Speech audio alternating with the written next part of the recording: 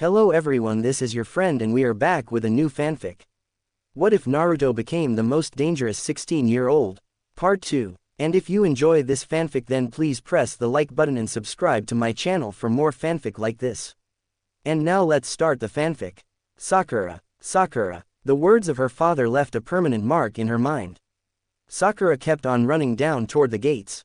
Much to her delight, it opened before her. In just seconds, she ran out of her family's property, hopefully from her family history. Beads of tears strolled down her pale cheeks as Sakura tried to hold the pain and suffering she had been carrying for the past 16 years. Her long luscious pink hair flew with the wind trailing behind her back like a dozen ribbons flowing freely in the air. She was wearing her denim jacket and her usual leather pants as she hid a black halter top underneath her jacket. Who was she? Sakura thought hard as she kept on running. For 16 years, she hasn't discovered who she really was. Her name panged against her mental consciousness. Haruno Sakura. Sure, she is the rich daughter and only heir to her father's monopolizing company. Everyone in her school heard that she concocted a secret plan to bring her father's work down. But why? Of course, only the young Sakura herself knows. Her father is a cruel man, and inside he is just an ordinary man who fears that someone will do a much better job than him and in due time take over his position as CEO of his own self-made company. Many times Mr. Haruno has offered Sakura to work as his personal assistant, but she didn't want to. She wanted more than just an office that her father owned. She wanted to succeed by herself. Poor Sakura, her father still does not understand. Sakura passed a few grand mansions that belonged to some of her family's friends. Fuck them, she whispered to herself as she made her way past the neighborhood. Sweat beads streaked down from her body as she stopped to take a breath. Before she could continue on, she saw a full shadow behind her. She turned around only to wish that she hadn't seen the person's face. What do you want? If you're here for just one of your stupid lectures, well, you know what? Save them for someone else. You have absolutely no idea what I'm going through. Sakura harshly greeted her friend and then continued on walking away from him. Sakura, wait, his cold and yet warm hand grabbed her arm. The young man felt a sense of feebleness in Sakura's arms. He could tell that she haven't eaten for quite a while except sip on some alcohol perhaps. That is what she does when she is in a terrible state. What do you want from me? Sakura flung her arm away from Sasuke and wrapped her arms together as if she felt 1,000 knives piercing her frail heart. Short gasps of breath emerged from her small mouth as she was waiting for the dark-haired boy answer. With a friendly smile, Sasuke held out his hand, as if offering her a hand to comfort her problems. You wanna go somewhere to eat? You haven't eaten for 3 days, my treat. She knew that she couldn't give in to him. He was always like this, trying to be the knight in shining armor, and Sakura looked at herself. She wore a thin pale shirt and sweats, and her hair was tangled as it held loose from her hairband. Sakura felt in no position to be rescued. She felt worthless. Come on, I'll be you sushi to make you happy, and probably sashimi, all right. Sasuke tried to offer her more than he could pay just to make her happy. He took a few steps closer to her and held out his hand, pleading her to come with him. But don't lecture me, I'm sick of you telling me what to do. She placed her hand in his protective hand, and before the two walked together, Sakura stopped him and broke out a faint smile on her face. No sushi, maybe some burgers would be fine for me. The two gazed into each other's eyes and walked on. Back at the house, dishes fell on the floor, startled Mr. Haruno in his study room. He walked over to the kitchen to where his dear wife was and quickly dropped his newspaper and ran to pick up his frantic wife. He tried to hold her up but she only fell hard, spreading her hands over the broken glass as blood trickled down her palms. Mr. Haruno quickly headed over to the cabinet where the first aid was stored and immediately bandaged his wife's arms. What the hell do you think you're doing? You could have killed yourself. He kissed his wife's wounded hands, but she turned around facing her back towards him. What's wrong? Is it what I had just said to our daughter? Look, it is for the best. Our company is in a need of money. We need our daughter to marry as soon as possible so we could inherit some money, all right. It is all for the best. He tried to console Mrs. Haruno but it did not work on her. Sasuke and Sakura walked towards the closest restaurant and sat down at a table for two as a waiter approached them writing down their orders. Sakura knew that people were looking at her. They were at a fancy restaurant and she guessed that she was not wearing the appropriate attire for the evening, but she didn't care. Mrs. Haruno stood up and fiercely stared at her husband. She held her fists together and blood from the bandage began to bleed through and a few drops of red stained the tile floor on the floor. You know that the only reason why you are marrying off our daughter is because you never wanted her in the first place. How could I have been so naive? Showering her with shopping sprees only to get her away from home, giving her her own wing in the house so she wouldn't bother you or me, why? Why? Tears furiously rolled down his wife's bloodshot eyes. Sakura laughed happily as she had heard a joke coming from Sasuke. The two couldn't help but look at each other, but Sakura broke the gaze shyly. Sakura awkwardly cleared her throat and took a drink from the glass as Sasuke gazed at her move. The young girl blushed as she took a bite out of her burger and Sasuke opened a package of some dressing for his meal. Carelessly he opened it and some of the contents spilled on his white shirt. Honey, that is not true. He slowly held his hands up as if surrendering just to hold his wife. Don't you dare take a step. We are talking about our daughter. Our daughter. What does that mean to you? Just one little obstacle for your devious plan for earning blood money from your rivals' companies. Do you know that for 39 years of marriage I am not blind to your bloody work? Do you know that I only stayed with you so that our daughter will see that their parents love each other and that she will feel loved? But no, you and your ridiculous long hours only separated you and I, even our daughter, apart. This family that was once whole and together is now falling apart, all because of your absurd obsession with the Amano's Enterprise company. Do you know how many years I had to endure just to watch our daughter grow up, without you watching over her and teaching her? I had to teach her alone, although I loved telling her what is right from wrong. However, I guess she just inherited your stubbornness and rejection from everyone around her except for her friends. What went wrong, Satoshi? What went wrong? Tell me, what is it that tore our family apart? Mrs. Haruno fell hopelessly down onto the cold floor as the blood stained her dress. Cold, regretful tears flew down from her eyes, the eyes that has seen everything. Sakura laughed hard as she got out of her chair and walked over and wet a napkin and wiped the mess from the shirt. As she stroked his chest trying to clean off the stain, the two looked at each other. Sakura looked away and went back to her chair and ate quietly for the rest of the evening as the two looked at each other from time to time. Keiko, a small whisper emerged from his mouth. As he listened to his wife's words he couldn't help but feel remorse for what he had done, however it was for the best. What is it that you want me to do? Do you want to be poor? Do you want to lose this grand mansion that has been so dear to us for the past 39 years? I have worked my ass off just to support this family. I have worked endless hours for the very best just to land as CEO for my company. And you are telling me that I am selfish and greedy? Woman, look at your clothes and the furniture and everything that is inside this place. I earned the money just so we could have a stable roof over our heads, food on the fucking table, and nice fashionable clothes for all of us, and you are telling me that I have no heart and soul. Then what the hell did you marry me for? His chest moved furiously up and down as he took huge puffs of air furiously as his nostrils flared with anger. His wife looked up at him and stood up confident and coldly answered, it was an arranged marriage. Sakura looked up as she finished up her meal and saw Sasuke walk towards the waiter and gave him a check. He then walked back and held out his warm hand and the two walked out of the dining area. Mr. Haruno's eyes were gaped open as he remembered that he and his wife were married only for business and not for love, but a devious smile was displayed on his face. But we learned to love each other, didn't we, dear? We did, yes. However, under the circumstances of our daughter, I dare not to repeat history in our family. Look at what this is doing to her. I feel so guilty that for the past 2 years she has not for once come to me for some guidance, but instead she went to her friends. Her voice quivered with guilt. She only wanted what was best for her daughter. And now she is nearly tortured inside because of what her husband had brought up for dinner. The two teenagers walked out into the night and Sakura felt a cold chill and shivered slightly. Seeing her cold, Sasuke offered her his leather jacket and placed it around her small shoulders.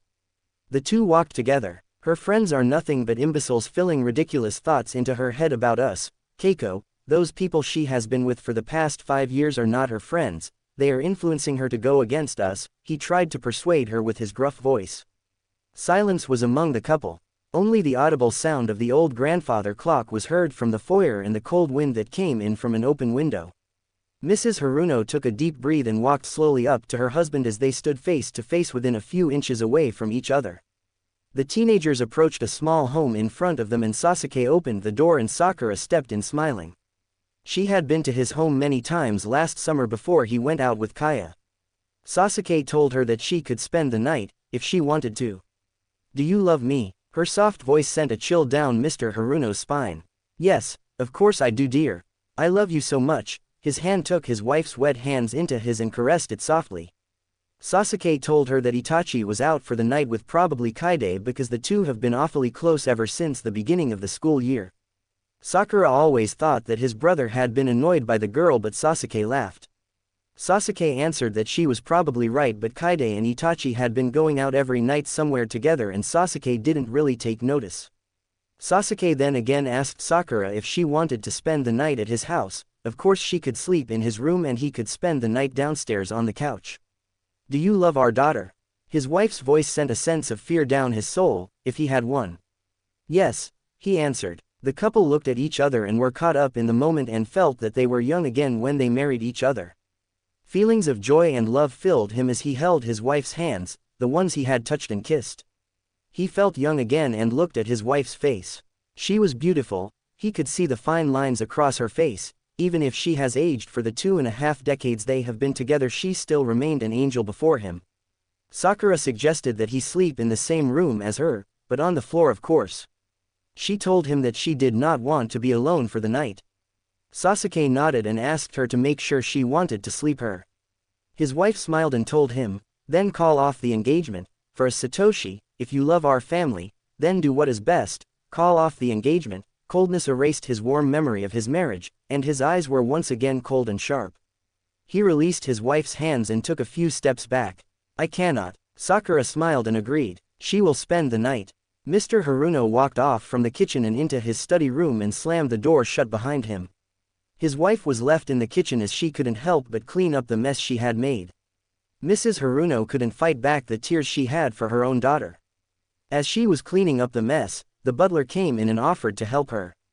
She smiled and nodded as a few frightened maids who clearly had overheard Mr. Haruno and her argument from the living room. Thank you, she told them, and all they could do was comfort her and hope for the best. In the study room, Mr. Haruno furiously ran through all of his paperwork on his desk. Piles of endless contracts and papers crowded the mahogany desk. He finally found it and headed over to his phone and dialed the number. No answer. He walked back to his desk and opened all the drawers and immediately searched through folders until he found another paper he was looking for.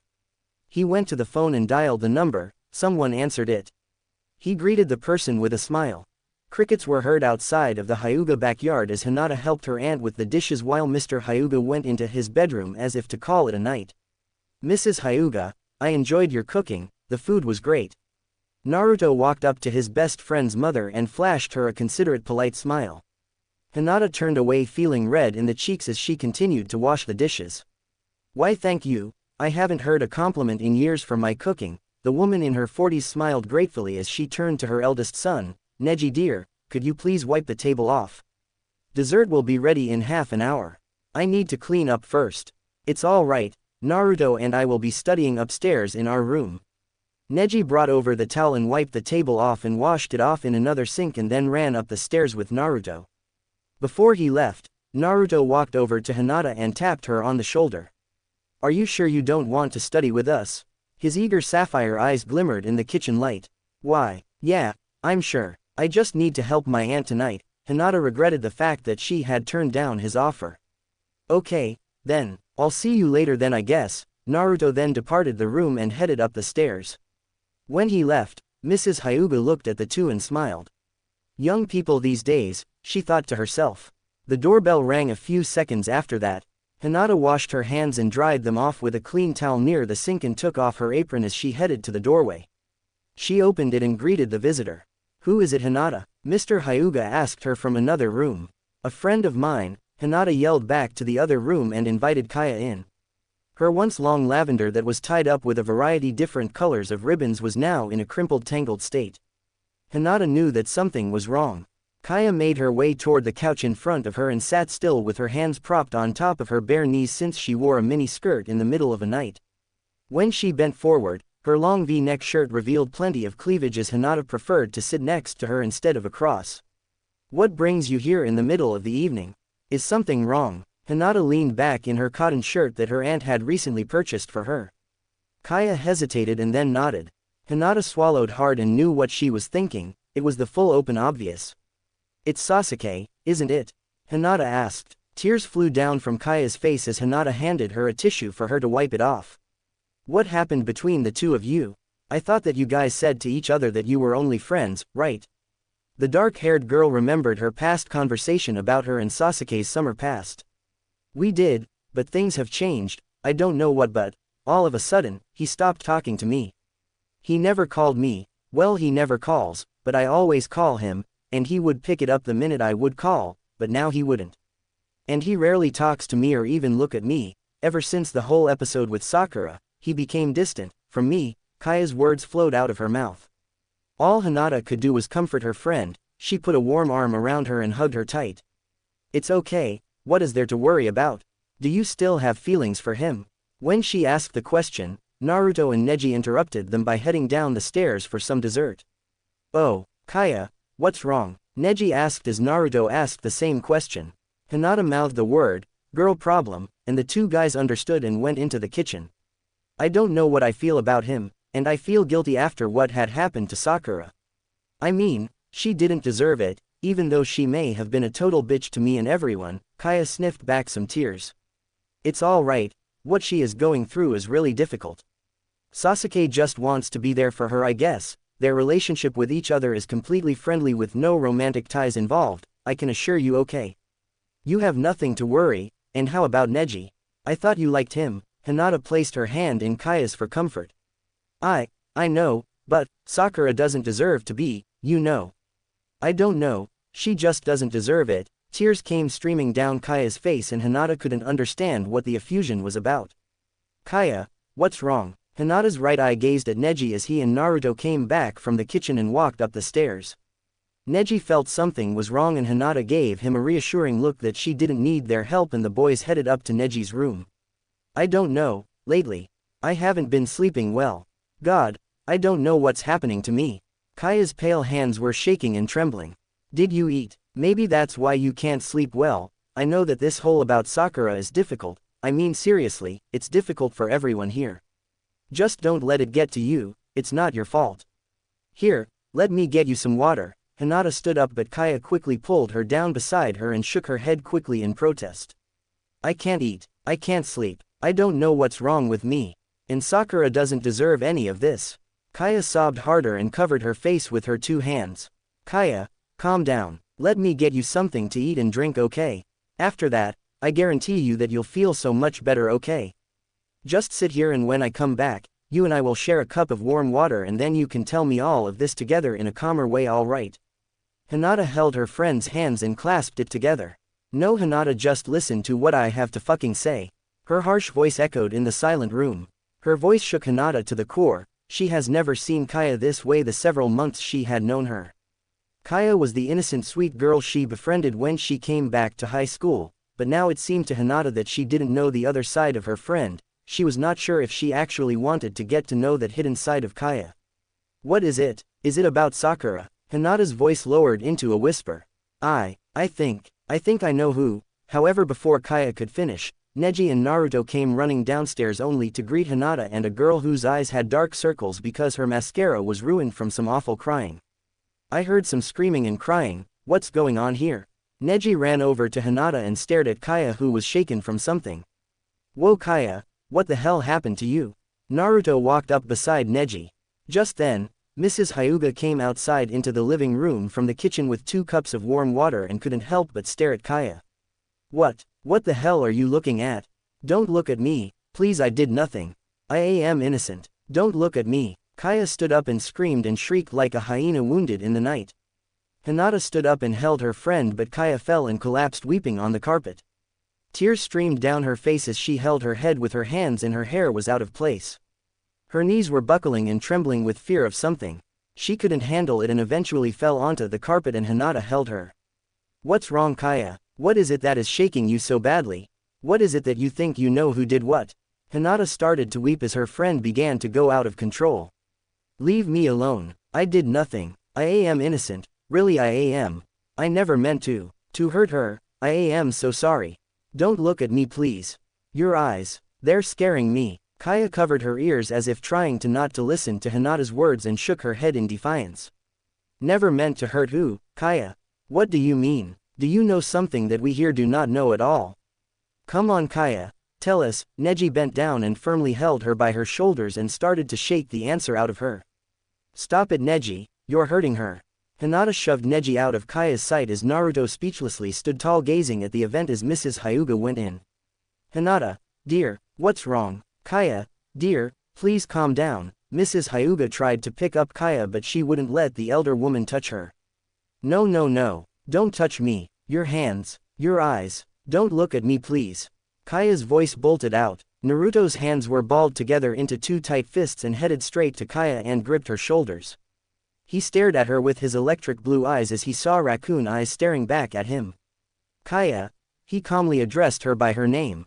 No no, let go of me. Kaya tried to retreat from Naruto's grip but he wouldn't move. Kaya, listen to me. Naruto tightened his grip on Kaya. The young girl gasped and whimpered as she looked down at the carpet while black tears streamed from her face. Kaya, can you hear me? Naruto's stern voice asked Kaya. Hinata started to move forward but Naruto eyed her as if saying not to move at all. She didn't. Taking in a deep sigh, Naruto returned his gaze back at Kaya and asked her, Kaya, you told Hinata that you know something, could you please tell us what it is that you know? Kaya was squirming between Naruto's hold and her hands were held together up to her mouth. No. No, I will be killed. No, don't touch me. Please, let go of me. Kaya yelled like a child. Worried about his dear friend, Naruto started to shed some small tears. Damn it Kaya, tell me what it is that you know. Who will kill you? You told me that someone will kill you, why? What did you do? God damn it, Kaya, tell us. Naruto, you've gone too far, leave her alone. Can't you see that she is in a state of shock and torment? Hinata walked up beside Naruto. Stay back Hinata. Kaya wanted to tell us something but something is holding her back and I want to know why, Naruto informed her. Let go, I will be killed, don't let me die Naruto. Please let me go, I don't want to die, not now. Please, don't let them kill me. No, Kaya tried to shake her way out of Naruto's grip but he held onto her more tightly. Kaya, listen to me. Who is trying to kill you and why? Naruto tried to get Kaya to tell him. They'll kill me. Kaya held her fingers to her mouth and started biting hard onto her nails. She bit on her nails so hard that some of her fingers began to bleed. Kaya, it's okay.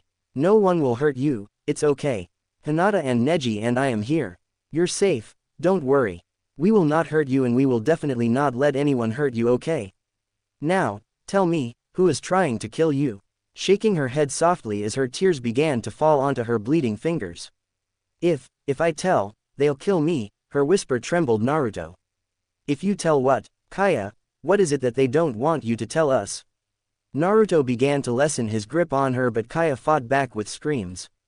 Kaya, calm down, tell us, they'll kill me if I tell you, who? Kaya couldn't get the words out because her tongue was touching her own bloody fingers. What is this about? If you tell me who what? Is this about someone? Naruto's blue eyes shimmered. Kaya nodded slowly and Naruto began to ask her more questions. Who is this about? The young girl shook her head. No, if I tell, they will kill me, I mustn't tell. Kaya begged Naruto to stop. No, Kaya, this is important.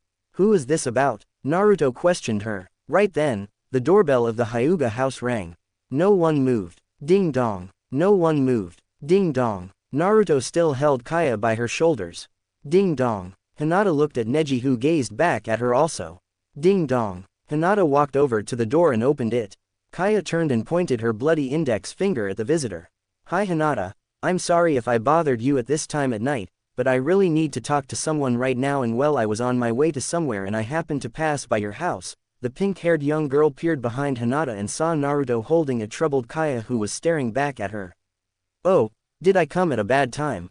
Sakura asked Hinata and gazed at Kaya again who pointed at her. Kaya answered. Everyone in the room looked at Sakura, who silently stood at the entrance of the doorway. Hi Hinata, I'm sorry if I bothered you at this time at night, but I really need to talk to someone right now and well I was on my way to somewhere and I happened to pass by your house. The pink-haired young girl peered behind Hinata and saw Naruto holding a troubled Kaya who was staring back at her. Oh, did I come at a bad time? Sakura asked Hinata. She gazed at Kaya once again who pointed at her. Kaya answered. Everyone in the room looked at Sakura, who silently stood at the entrance of the doorway. Is everything okay? Sakura appeared from the doorway. When Sakura spoke her few words, Kaya shivered and took a few steps behind. Hinata, worried, held her friend by the shoulders to support her. Go away, Sakura, Kaya's cruel words darted at the pink-haired girl. Everyone's heads turned to replay what had just happened. The one who was most surprised was Sakura. Kaya, is everything okay? Sakura walked into the Hyuga house toward Kaya. Don't come near me. Kaya held her hands to cover her ears and then started to run toward the door. No one stopped her. When Kaya was gone, the living room was silent for a few minutes until Sakura took 3 more steps into the living room. Guys, what happened? Neji, Naruto. Sakura looked at everyone else. Neji went down and sat on his couch. I don't know what got into her. Naruto and I were upstairs most of the time. I'm still puzzled by the fact that she told you to go away. Exactly, something is up, I just don't know what it is. Naruto shrugged his shoulders. Everyone looked at Hinata, as if Hinata knew all of the answers since she talked to Kaya. Nothing happened, Hinata simply replied. Hinata, don't lie to us. She came to you bawling her eyes out. There is something going on between the two of you. You'd better not keep anything from us. Neji's cold eyes threatened his cousin. I said, nothing happened. Hinata ran upstairs. Hinata, we didn't mean to. Before Sakura could finish, Hinata was gone. Girls, maybe it's that time of the month, Naruto answered Sakura. Sakura's facial expression turned sour when he said that. That's not funny. How would you feel if you had your uterus all fucking bloated up? She defended Hinata. Hey, I was trying to make a suggestion. So don't go all PMSing on us. Naruto shot back. I don't have time for this shit, I'll leave you guys. Neji, call me when Hinata is alright. See you later. Sakura turned on her heel and walked off the door, slamming it behind her. It was cold. The wispy wind circled around the neighborhood. It was dark. There were only a few streetlights, but they were in need of repairing. Down the street, lavender-haired Kaya sprinted down the street trying to clot her blood from bleeding on her finger. Flashbacks of what had happened at Hinata's house rushed through her head. Words of Sakura echoed and shook Kaya's mind. Has she gone insane? Cold drops fell from Kaya's face. She knew that it was stupid of her to go to Hinata at a time like this. In the middle of the night, she comes pouring out her inner feelings out to Hinata. Sure, she was her friend, but Hinata barely even knew her. Of course, no one really knew her. Kaya made a turn down the street and headed to the most familiar house she reached. She knocked on the door. There was no answer. Weird, the lights are on. Kaya made her way into the back and looked around her to see if any neighbors were looking. The coast was clear. Kaya stealthily unlocked the gate with a hidden key inside some bushes. Slowly, she entered the backyard and softly closed the gate and locked it behind her. She did her best to not make any noise or else she'll wake up the next door neighbor's bulldogs and they'll start waking the whole neighborhood up. Making her way across the grass, Kaya went to the sliding window near the pool and peered inside to see if anyone was home. Hello, open the door, it's me Kaya. She cupped her hands around her mouth and talked through the glass door, hoping that no one will hear her. A few minutes later, a blue-haired girl in her white silk nightgown opened the sliding door. Rubbing her eyes, the girl greeted Kaya with a, "What the hell are you doing here?" Something happened, Kaide. Something terrible. Kaya quickly made her way to the dining room. She sat herself onto one of the wooden chairs and started fidgeting her fingers over the dinner table. Kaide rubbed her sleepy eyes and closed the glass door shut. What happened? Kaide pulled a chair next to Kaya and rested her head on her shoulder. Remember what you told me last week? Kaya began. Resting on Kaya's shoulder, Kaide dreamily answered, Feeling unsure, Kaya whispered, I did it.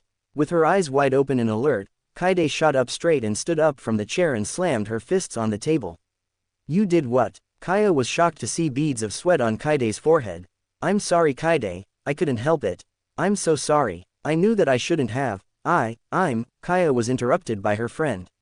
What the hell were you thinking? Do you know what terrible shit you got yourself into? For God's sake, Kaya, you could do anything stupid but this. What were you smoking? Kaide started to raise her voice. Before Kaya answered, a familiar person went down the spiral staircase with a towel around his waist. It looked like as if he had come out of the shower since he came down drying his hair with the towel. What's going on down there, Kaide? He stared at Kaide and Kaya from the middle of the stairs. Oh, "Hey Kaide," he greeted the visitor and laid his eyes on Kaide. "Hey Itachi," Kaya looked down embarrassed. "I'll be up there in a sec, okay? I just need to talk to Kaya for a bit." Kaide took a deep breath and put on a happy face for Itachi. "Oh, well it's alright. I'm going to have to change and leave soon. I'll see you later, bye Kaya," he answered and ran up the stairs. When he left, Kaide took a few breaths and then tried to sit down to cool herself down. "You just had to do it Kaya, you just had to do it. How much of an ass can you be?" Kaide rubbed her temples. Kaya had a worried look on her eyes. She thought that she had seen Kaide's temples throbbing madly. "Maybe we should talk about this another time." Kaya went up but Kaide pulled her down. Just then, Itachi went down the stairs and said goodbye to the girls and then exited the house. "No, we have to talk," Kaide softly answered. "Kaide," Kaya was stopped short. "There's nothing I can do. All this time I'm sick and tired of putting up a facade with everyone. Kaya, I am not a person that would lie to people in front of her face, but you pushed me to." Kaide's tone of voice turned unpleasant. "I'm so sorry Kaide, I didn't mean to." "Yes you did, you meant it Kaya, you know it, in every inch of your bone and muscle, you sure as hell knew you did it all on purpose." Kaide's eyes pierced Kaya. "I'm sorry," Kaya apologized. "Don't say sorry to me. Say it to Sakura. She needs a whole shitload of your apologies right now." Kaide stood up and went to the kitchen to take a few moments with herself. Kaya walked up to her as Kaide was getting a glass of iced water. "I didn't mean for any of this to happen," Kaya replied with guilt. Kaide took one last sip of her glass and placed it into the sink. She leaned against the counter for a few seconds. "Kaide?" Kaya asked. Kaide turned around and faced Kaya. "I can't do anything for you anymore, you know that," Kaide whispered. She wiped a solitary tear and stared at Kaya. "Please forgive me," Kaya burst out and fell to her knees. Kaide helplessly looked down on Kaya. "You made a deal with the devil, Kaya. There's no going back." The room was squared-shaped. There were a few windows that let in the light in the small room. There was a large oak desk in the center of the room. A man who seemed to be in his early 50s was smoking a small cigar. He let out 2 translucent puffs of smoke. "I'm not sure what I can do about your son. He has continuously missed school for a month. His standardized scores are dismal, and I have heard complaints from the staff regarding your son's behavior on campus," the man informed his 2 visitors in a hoarse voice. After a while, the man wheezed a little and then coughed. "I apologize for your inconvenience, however there is nothing I can do for my son. He is just a kid, just be lenient on him," said the visitor who was the son's mother. She was dressed in a sleek black blouse with a black pleated skirt. Her son let out a nonchalant sigh and leaned against the leather chair. "Do you find this amusing Nara Shikamaru?" the principal questioned the teenager. "Amusing? You're puffing some shit and you're wheezing horribly." "Yes, I find it amusing that you are wasting your time with me here in your office when you could just fast forward your time and roll over and die." Shikamaru pulled out his arms and rested his head on it against the chair. "Shikamaru, that's no way to speak to your principal." His mother scolded him as if he was a little child. She turned to the other adult and smiled weakly. "I apologize deeply for what my son had said. A lot of things have been going on," his mother defended her son. "A lot of things have been going on. Mrs. Nara, I do not quite comprehend what you are trying to say in this conversation. I have informed you that your son has been missing a month of school, and he is failing. Now, let me just keep this conversation short and succinct. If I do not see any change of improvement in your son's academic profile, I will have to drop your son out of our school," the principal strictly said. "Drop him out? Isn't that too harsh?" Mrs. Nara's eyes gaped open. "Do I make myself clear, Mrs. Nara?" The principal clarified himself. He has had enough of the 2 and leaned forward with his cigar in one hand. His devious chocolate eyes pierced Shikamaru's mother and the smell of nicotine wafted into the small room. "Bah, let's go mom. I don't want to deal with this shit." Shikamaru got up from his seat and went over to his mother's side. "And if you drop him out, what will you do?" His mother ignored her son. "There is a juvenile delinquent school around here ma'am, I will be happy to make some arrangements for your son," the principal smiled. "Mom, let's just go." Shikamaru grabbed his mother's arm and led her out of the room. As soon as the 2 left the room, Shikamaru helped his mother walk by holding her by the arm. After the meeting, Mrs. Nara looked like as if the meeting with the principal sucked the life out of her. "Don't listen to what he said. I'll be all right," Shikamaru tried to calm his mother down. The two made their way down the hallway and past some doors. They entered the school's lobby and into the parking lot. Shikamaru, I want you to stop this nonsense right now. You should know that I am your mother. I am worried about you now, actually, for the first time. What am I going to have to do with you? Mrs. Nara's eyes welled up. Shikamaru softened up and touched his mom's face. Don't worry, Mom. I won't drop out, just don't worry about it, okay? Embracing her son, Mrs. Nara whispered, if only your father was here. Oh Shikamaru, we've gone through too much obstacles. Mrs. Nara pulled away from Shikamaru and looked at him. From now on, I want you to come home before 10 at night, and whatever it is that you are doing alone in your bedroom has got to stop. And do not keep anything from me. I am your mother and I have the right to know what is going on in my little boy's life, okay? I only want what is best for you. Please, understand that, Mrs. Nara proposed. Whatever you want, Mom, can we go home now? The campus freaks the hell out of me. Shikamaru put his hands in his jean pockets and started walking to Mrs. Nara's car. His mother listened and unlocked the car doors. Okay, now everyone give me 20 right now. Go go go. Uzumaki, I don't want you laying around now. Work that belly right now. Hyuga, don't just stand there. Take 3 laps around the track right now, you are irritating me. The PE coach blew his whistle at the students. From the distance, Ino came running in her blue tank top and black track shorts. She arrived with a blue duffel bag and pulled out a water bottle to hydrate herself. Sorry coach, my mom made me late, Ino greeted his coach with staggered breaths. I don't care if you are late or not. Go join Hyuga with her 3 laps right now. His coach disregarded Ino's excuse. What the hell, I'm not going to run. Can't you tell that I ran already? Ino threw her bag to the grass. Well Missy, what seems to be your excuse then? Enlighten me. The coach approached the blonde. He peered over her by 6 inches. My mom woke up late, and couldn't get the car running, and so I had to take the downtown bus and then had to drop off at this gas station. And then these pedophiles whistled at me, so I had to take the taxi, and then I got stuck in traffic and so I yelled at the driver to step on it, but he wouldn't listen because he was listening to some stupid techno music. So I got out of the taxi and didn't pay his $5 and so I ran all the way from down those 5 blocks to here, Ino explained. The coach softened and then whistled hard at her. Then give me 50 right now. And after that finish those 3 laps of yours and tell Uzumaki to stop hanging around Hyuga. I will not tolerate any fondling here in my class. Oh no, Lee, come on, somebody will see us. Ten tried to pull Lee off of her. She was pushed against the lockers while Lee was caressing her skin. As he made his hands under her top, Ten squealed in pleasure and pulled his hands away. Shush, no one will know. Ten, Lee smiled as he was kissing her cheek. I don't want to do it out here. Somebody is going to see us. Ten's voice was muffled in her boyfriend's kisses. Lee pressed his hips against Ten and slowly made his hands down to her skirt. Lee, Ten moaned in pleasure. Lee's hands caressed Ten's inner thighs and then felt the silky fabric. Right when he put his hands inside, footsteps were heard from the other side of the hall. The couple straightened up and groomed themselves and acted like nothing was going on. No one was there. God, that scared me. Ten let out a sigh of relief as she rested against the lockers. Come on, let's go somewhere where no one will find us. Lee's eyes glistened with mischief. Ten gazed at him and then her face lit up. Oh, no, Ten coyly played with him. Oh, yes, Lee held her hand and planted kisses against her soft baby skin. Oh, no Lee, Ten playfully answered. Oh, yes, Lee held her hand and dragged her to the nearest room and locked the door behind him. The fresh aroma of French bread in the regular cafeteria drifted into the thin air in the school cafeteria. Students who just came from the track team came rushing in with water bottles in each hand.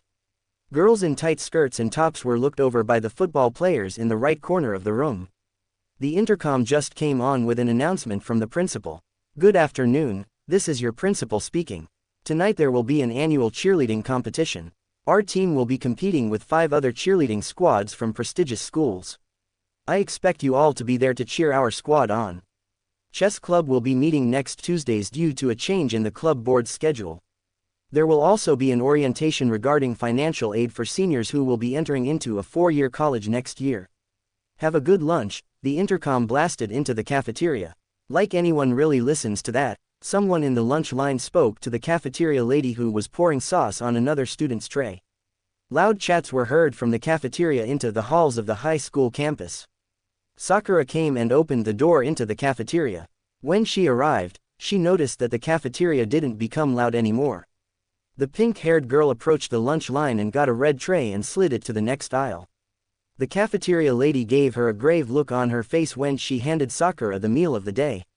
Ignoring her, Sakura walked to the end of the lunch line to grab a carton of milk. When she got to the corner of the room where she and her friends usually ate, Sakura felt as if the entire student body's eyes were watching her. Sakura tried to not pay attention, but she couldn't help but listen in on some whisperings behind her. Her friends were supposed to meet her at lunch period, they were probably late. They always were. The junior opened her carton of milk and took her first sip of the cold beverage. When she drank her milk, the cafeteria went silent. Did you hear what happened to her? Murmurs from the crowd went on. Yeah, it's so sad. Where are her friends? Does she even have any? She's so mean, she deserved what happened to her. Poor Sakura, I'm glad I'm not here right now. Sakura overheard some students' conversations near her corner. She got up and threw her milk away and kept her sandwich with her and placed the tray back to the cafeteria area and then closed the door behind her. Coincidentally, when she left, the cafeteria became loud again. So they knew, Sakura thought. Sakura held onto her lunch and walked across the hallway. She arrived at her locker and stared at it.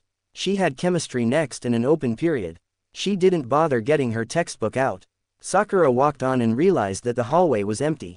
She wondered where everyone was at that time. Sakura knew that she couldn't go back to the cafeteria again. For the past few weeks at school, rumors were flying high about her situation with the rape. She has been coping with it for a few months now. Maybe around 2. The though of thinking about what happened that night scarred Sakura's memory. It was an innocent night. She was nearly drunk and she wandered out into the alley alone.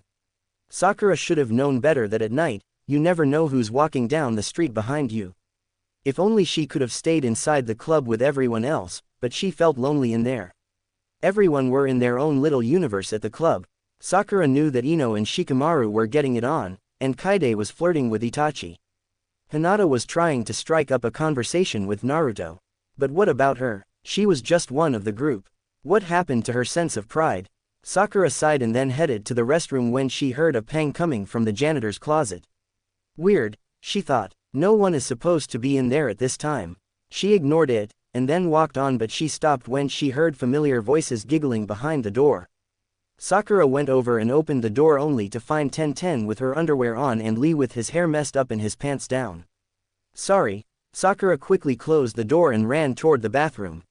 When she went into the bathroom, she went into one of the stalls and sat on the toilet. She stared at the bathroom stall. It was painted red. Sakura felt her stomach grumble. She looked down and found that she still had her sandwich. Sighing, Sakura unwrapped her lunch and took a bite into the sandwich. Ino emerged from the shower and wrapped a towel around her and went into the locker room. Other girls were in towels and blowing their hair dry. Some were evaluating themselves in front of a full-size mirror. Ino dried her blonde hair with a towel and put on an oversized t-shirt and a pair of jeans. They were all she could find in her room since her mom threw her clothes out the window. They're so immodest. I don't want boys at your school to think that my daughter is easy. Her mother's words throbbed against the side of Ino's mind. Over the past few weeks, Ino has been getting into arguments with her mom, partially because her parents are getting a divorce. Ever since she was 9, she knew that something was up with her parents. She would always ask her mom why dad always left home and never came home until a few weeks after that, and sometimes it would last to months. When Ino graduated from 6th grade, she would come home on Friday nights where her parents wouldn't even speak a word to each other. Her dad would always go out for a walk and her mom would cook quietly in the kitchen. Lately, she hasn't paid much attention to the problems her parents have. Ino has enough problems of her own now. One of her friends was raped, another is in love, another is too shy, another is just too darn stubborn, and many more. Ino has had too much to juggle on her own. For once, she just wants to escape her problems. Ino remembered when her parents told her that they were getting a divorce. It wasn't until after her sophomore New Year's Eve dance that when she came home, her parents were in the living room with the tragic news. They've been married for 22 years, and now they want to call it quits. Even though Ino hasn't have had much good luck in her love life, she knows that divorce not only tears two parents away from each other but also the family. Ino looked around in the locker room to see if anyone was looking at her. All the girls left for lunch, and she was the only one in the room. In her duffel bag, she rummaged through and got out a cigarette. She got out a lighter and puffed a few smokes and then sat on the bleachers. She closed her eyes as she held her cigarette in her right hand. Hinata has returned home for a year to find herself, and when she comes back she finds out that her cousin Neji has changed and he has begun to hang out with a different group. Hoping that she'll fit in, Hinata completely changes her wardrobe and starts to hang out with Neji's friends. When she meets his friends, Hinata feels a weird connection to Uzumaki Naruto. Later on, Sakura gets raped, and Sasuke has been bonding with her ever since the incident. For Sakura, her father is the most greedy man you'll ever meet. In order to expand his company, he wants Sakura to marry one of his top competitors' son. Furious, Sakura runs away and finds Kaya freaking out at the Hyuga house. There, Shikamaru, even though he is a smart boy, he tends to not use it because he feels that school is useless. He has been skipping school for a month, messes up with the computers at schools, and recently had a conference with the intimidating principal with his mom. The principal's final verdict was that if he didn't see any improvement in Shikamaru's academic grades, he will be sent to a juvenile delinquent school that is right around the corner. How convenient. And Ino is going through some tough times with her mom. Her parents are divorcing because of some stuff, and you will find out later on what that stuff is. Uzumaki Naruto is getting closer to Hinata, and Lee and Ten got caught doing it in the janitor's office in the school, and Kaide and Itachi slept with each other. Quick summary. Title: Chapter 17. As she finished the last bite of her sandwich, Sakura got up and was about to open the bathroom stall door when she heard footsteps coming in. Sakura stepped away from the door, impulsively. 3 girls came into the bathroom from the cafeteria. One looked to be a freshman, and the other 2 were senior girls. The freshman girl was fixing her hair in front of the mirror near the sinks while the other were in the bathroom stalls. "Did you hear what happened, Yoko?" the freshman asked one of the senior girls, unaware that Sakura was in the restroom. "Well, doesn't everyone in the whole school know?" Yoko answered. "I'm sorry, I guess the gossip always comes to me last. I mean, I feel sorry for that girl who got raped." "Where did you hear it from?" The freshman girl went over and got out a compact and spread some foundation over her forehead. "This girl in my physics class." "How about you?" Yoko asked. "I overheard it from some of the guys in track in my PE class. How about you, Mana?" The freshman asked. "Oh, I don't know. I guess I kind of caught in the hallway." Mana flushed the toilet and came out of the stall and went over to the sinks to wash her hands. "Yoko, you're taking so long in the bathroom, come on, let's go." Mana pouted. "All right, hold on." Yoko got up and flushed the toilet and washed her hands. "Hey Mana, remember when that girl went into the cafeteria?" The whole room went blank. Yoko replied, "I know, and didn't she eat alone or something?" "Oh, wait, she went out of the cafeteria room. I wonder where she is right now." Mana nodded her head in agreement. "Come on, Ona, let's go. You look beautiful without any makeup on, okay?" Yoko nudged the freshman, putting her makeup in her purse. "All right, but Mana, just for kicks, I think I know where that girl is." Ona's green eyes glistened in the dim light. The 2 senior girls looked intrigued and asked her what Ona had in mind. "She's probably out there getting raped again." Ona laughed while Yoko laughed along with her, but Mana stood in silence. "You guys, that wasn't funny." Mana went in. "Whatever." Ona rolled her eyes. Sakura got fed up with the gossip, and opened the bathroom stall door and went over to the sinks and looked at the girls. The 3 other girls turned around to see who it was. Ona's jaw dropped open while Yoko stood still and Mana smiled. "All right now, Uzumaki, stop it with Hyuga right now. Give me 20 right now. Hyuga, go give me another 2 around the track. Go go go." The coach blew hard into his whistle. His face is red as a cherry ripe for picking. "Knock it off, coach, Hinata and I were just talking." Naruto defended the 2 of them. For the past few minutes, Hinata and he were only having a casual conversation. Any of the fondling the coach mentioned were pure exaggeration. Very. "Do I hear defiance from you, mister? Don't give me 20, give me 150 right now. Bow down before me and give me push-ups right now. And Hyuga, what are you just standing there for? Give me 2 around the track, don't make me go to 10 laps." The coach yelled out as if he was a sergeant in boot camp. Why, yes, sir. By Naruto, Hinata began running toward the track. Naruto sighed and dropped down and began his push-ups. Ino. Where the hell is Ino? She was supposed to give me 3 laps around the track. Uzumaki, where did Ino go? The coach plucked the whistle from his mouth and spat on Naruto as he was asking him the question. I don't know, Naruto continued giving push-ups. Ryan in. The last period of the day ended. All of the students started heading towards the locker room. Hinata finished her laps and started running another lap to the showers while Naruto was behind her. Hinata. Naruto called out to her. Hinata stopped running and turned around panting. Yeah, she asked. When he caught up to her, he put his hands to his knees and bent over trying to catch his breath. Well, I was wondering, if Naruto staggered his breaths. What are you standing there for, Uzumaki? Hit the showers. And you too, Hyuga. The coach went up from behind the 2 teenagers. All right, I'll see you inside, coach. Naruto rolled his eyes in annoyance. The coach left. Naruto sighed and turned his gaze on Hinata, who was heavily sweating. Smiling, he slightly blushed in the sunlight, but Hinata took any notice. Naruto's face was already red from the push-ups.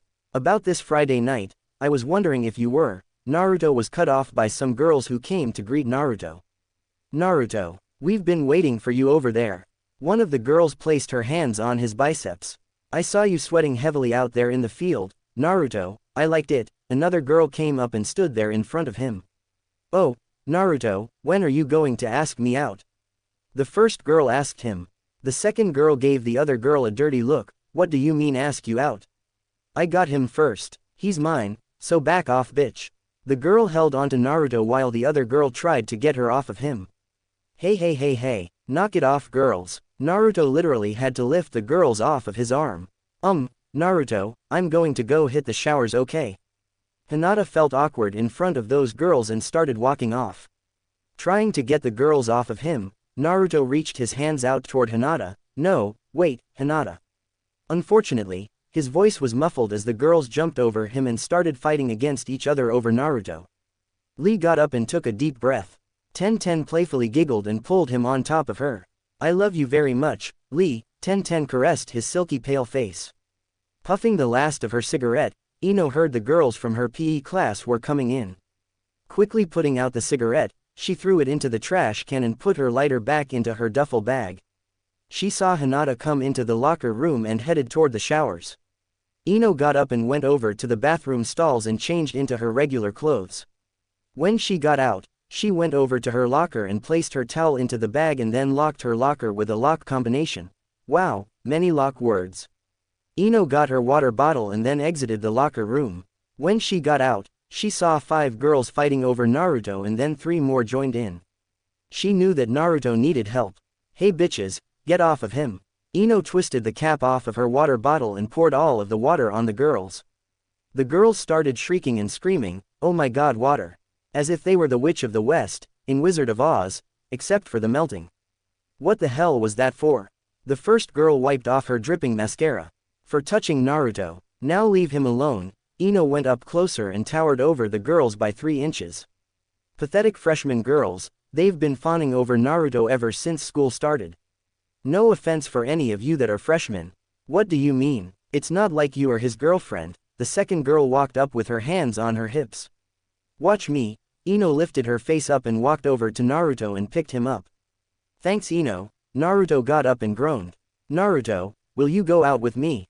Ino winked at him. Naruto was confused and nodded his head. Ino turned to see the girls whining and stomping their feet on the cement floor. Back off, ladies, this man's mine. Ino put her arms around Naruto. She embraced him and Naruto whispered into her ear. Thanks. No problem, now go hit the showers. Ino patted Naruto on the back and then walked off to the parking lot. Naruto started walking to the locker room and then the girls followed him. Naruto saw them and quickly ran toward the locker room and slammed the door on them. Neji casually grabbed his backpack and hung it over his left shoulder and walked out of the door. He was about to make his way to the west hall of the school when he heard something fall to the ground. He looked behind him but no one was there. Shrugging it off, Neji continued on but then heard some buckets fall and laughing. Curious, Neji walked over and followed the noise to where it was coming from. He arrived at the janitor's closet and then opened the door. Ah, Neji immediately brought his hands to his eyes. If you want to do it anywhere but here you guys. Neji said to Lee and Ten. Sorry Neji, I never knew you were such a prude. Ten clipped her bra on as Lee zipped up his pants. Okay, when I leave, nothing happened between us okay? I did not see, you did not see okay? Neji said. Okay, Ten coyly agreed. Neji sighed and walked away. By the time he passed 3 doors, he heard buckets fall and the panging of brooms clanging to the floor. Sakura ignored the 3 girls and washed her hands and walked out the door. Lunch period was almost over. She continued to walk down when she was stopped by a nurse. Excuse me, are you Haruno Sakura? She politely asked Sakura. I am she, Sakura answered. Well, I have something for you, the nurse said. Sakura was confused as she watched the woman pull out something from her purse. Miss Haruno, I was wondering if you needed one of these, just in case. A woman in her 30s dressed in a white dress handed Sakura a pamphlet. If you have any questions, you can just come by the nurse's office, okay? The nurse smiled and then walked away. Sakura smiled and held the booklet. She took one look at it and thought she was going to laugh. Unplanned parenthood. More than 100,000 unplanned pregnancies happen every year and almost 95% of the pregnancies end in abortion. There are many alternatives to pregnancies. You can give your child up for adoption, or you can keep it as your own. If you have any questions or comments, please call 202-579-3071. Sakura flipped through some pages of the book. She walked over to the trash can and was about to throw it away when she gasped and dropped it on the floor. Her emerald green eyes faded into a darker shade and Sakura looked behind her and stared at the bathroom door. Ino arrived in the driveway of her home and looked at her bedroom window, and then at her mom's bedroom window. For some peculiar reason, there were 2 people behind that window. Is her dad home? Ino smiled and began to run toward the door to greet her dad. She hasn't seen him in 3 months. Tears streamed from her eyes as joy overfilled her. She was finally going to see her dad. When she went to the door, she was about to ring the doorbell when the door opened and Ino's jaw dropped. I had a great time baby. A man, who was clearly not Ino's dad, kissed her mom on the lips. When he turned he stopped dead in his tracks and stared at Ino. Ino's mom stared at her daughter too, and so did Ino. Dead silence crept between the 3. No, Ino thought to herself. It couldn't be. Not him. Of all men, not him. Ino tried to get herself in denial, but she couldn't. The truth was in front of her. After all this time, this is why her dad left her mom and Ino. Coach, Ino asked in disbelief. Ino, it is not what you think. Ino's PE coach had his hands up in defense and looked at Ino's mom. Ino, I can explain, darling, Ino's mom bumped in. I have to go, I have track practice with the high school girls, see you, oh never mind, have a good afternoon, the coach frantically went away. Ino's eyes followed the coach to his car and as he drove off into the street, Ino fixed her eyes on her mother. She was standing there in her normal posture by the door. Darling, welcome home, her mom tried to lighten up the mood. Move, Ino grumbled. Her mom moved to the other side and led Ino into her house. Ino started for the stairs when her mom stopped her. Ino, we need to talk, her mother held Ino's hand. Ino furiously shook her hand away from her mom and looked at her straight in the eyes. Talk about what? I know everything now. Finally, I know the truth. Ino threw her hands up in the air. About everything darling, her mother said. Everything, for God's sake mom, button up your blouse. I know what you and my coach are up to. But, my coach, aw mom, how low can you actually go? Ino walked down the stairs stiffly with her head about to explode. The woman in her early 40s looked down at her silky pink blouse and quickly buttoned up the top. Honey, it isn't what you think it is. She backed up as her daughter started to walk toward her. You think I don't know what I think it is? Oh, hell, you are fucking my coach mom. My coach, Ino yelled out. Ino's mom tried to calm Ino down and grabbed her daughter by the arm and led her to the living room and set Ino down on the couch. Knowing nothing else to do, she sat down in an armchair in front of Ino and had a worried look on her face. The two sat in silence. Tears fell from Ino's mom's eyes and Ino, herself. I'm sorry honey, her voice quivered in tears. Ino looked away and tried to fight back her tears. Is this, Ino took a deep breath and closed her eyes for a few seconds, is this why dad left? Ino, I love your father very much, Ino's mom was cut off.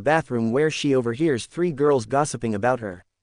In PE, Naruto and Hinata get closer and Naruto attempts to ask Hinata out for dinner but is interrupted by some freshman girls. He ends up not able to ask Hinata the question. Ino comes in late and then helps Naruto out by pretending to ask him out to get the freshman girls off of him. When she comes home, she finds out why her father had left home once and for all. Sakura receives an unplanned parenthood pamphlet from the school nurse. Know that what I did was troubled, but please, I want to fix everything. Kaya kneeled down and embraced Kaide's legs. Kaya, I seriously cannot do anything right now. Don't you see? There is no turning back, you just have to live with it, and Sakura has to live with what you did to her. Kaide's midnight blue hair shone in the light as her friend was on her knees weeping. Kaya, please leave. Kaide's head motioned Kaya to the door. But Kaya walked up to the door and put her hand on the knob. Go, Kaide ordered her. Kaya breathed in and then walked out of the door in the middle of the night. Look, I'm doing all right in school. You don't have to worry about me. Neji stood in front of the living room while his parents were sipping green tea on the couch. Upstairs, Hinata quietly opened her door slightly to listen in on her cousin's conversation. I got a call from the principal. Neji, how do you expect me to believe that you are failing 3 of your classes? Please tell me the truth, son. Mr. Hyuga's low voice bellowed out. Neji, you are only 16, in only 1 more year, you will graduate. And your father and I are worried about your decisions after high school, and also, Mrs. Hyuga was cut off by her husband. Are you planning to go to a 4-year college? Are you going to medical school? Are you going to a community college? Are you going to have a place of your own in the next 2 years? What are your future plans? Mr. Hyuga threw his questions at Neji.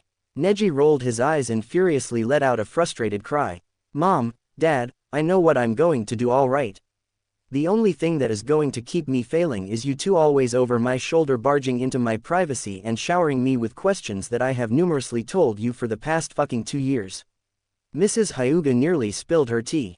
His father had a stern look on his face and stood up before Neji. Hyuga Neji, your mother and I will not tolerate any profanity under this house. Mr. Hyuga let out his fierce words to Neji. After a few seconds, he held his chest and started panting furiously. Neji's mother stood up by her husband and held him, trying to calm him down. Watch your heart, don't get too worked up, all right? Mrs. Hyuga coaxed him. She turned to look at her son. Neji, please do not anger your father anymore. You should be aware of his heart condition. Now, go upstairs and finish your homework. We will forget this ever happened. Come on dear, let's bring you to the kitchen for your medicine. Mrs. Hyuga helped her husband walk to the kitchen. Upstairs, Hinata saw Neji making his way up the stairs, and closed the door quickly and went over to her desk to continue studying for her Japan literature exam tomorrow. Just in the nick of time, the phone rang. Hinata closed her book and walked over to her bed and picked up the phone on her table. Konnichiwa, may I ask who's speaking? Hinata politely greeted the person on the other line. Hey Hinata, it's Naruto. Hinata heard Naruto's voice and her eyes became alert. She placed her hand over the speaker and started to celebrate for a quick moment. She went over to the mirror and tried to straighten her hair. Wait a minute, he can't see you Hinata, Hinata said to herself. Feeling the phone, Hinata realized that Naruto was still on the other end of the line. Hello, Naruto, sorry about that, Hinata greeted him. Oh, it's all right, anyway, I called you today because Naruto was stuttering his words. What, Naruto, is there something you want to ask me? Hinata thought for a second that Naruto was going to ask her out. In a million years, she thought. Hinata shook off the silly thought of the chance of Naruto and her ever going out. Well, Hinata, I think that you're a great person, and I enjoyed talking to you a lot and just one day, something came to me. Naruto tried to make it sound as romantic as possible. Yeah, me too, I think you're really cool, Hinata said. Hinata hit her head and thought to herself, cool. Oh Hinata, you can say something better than just, cool. Oh, thanks, Naruto thanked her. You're welcome, Hinata smiled. Well, Hinata.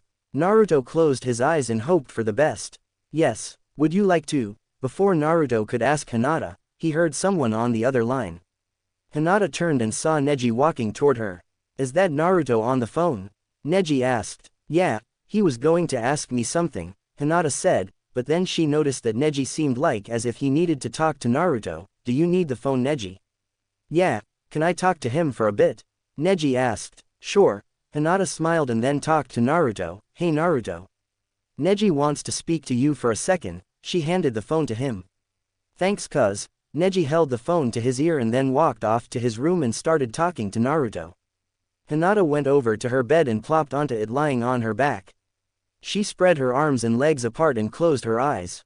That was the most awkward conversation she and Naruto have ever had this year. What was he going to ask her, she thought.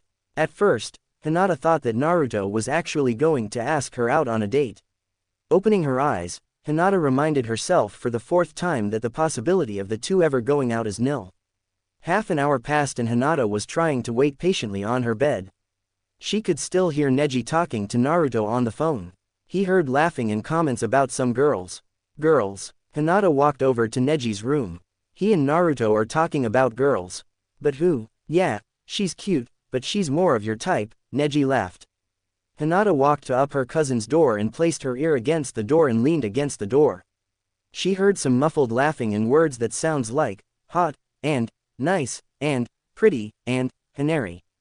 Hinari. Hinata heard the word Hinari and immediately assumed that the boys were talking about her.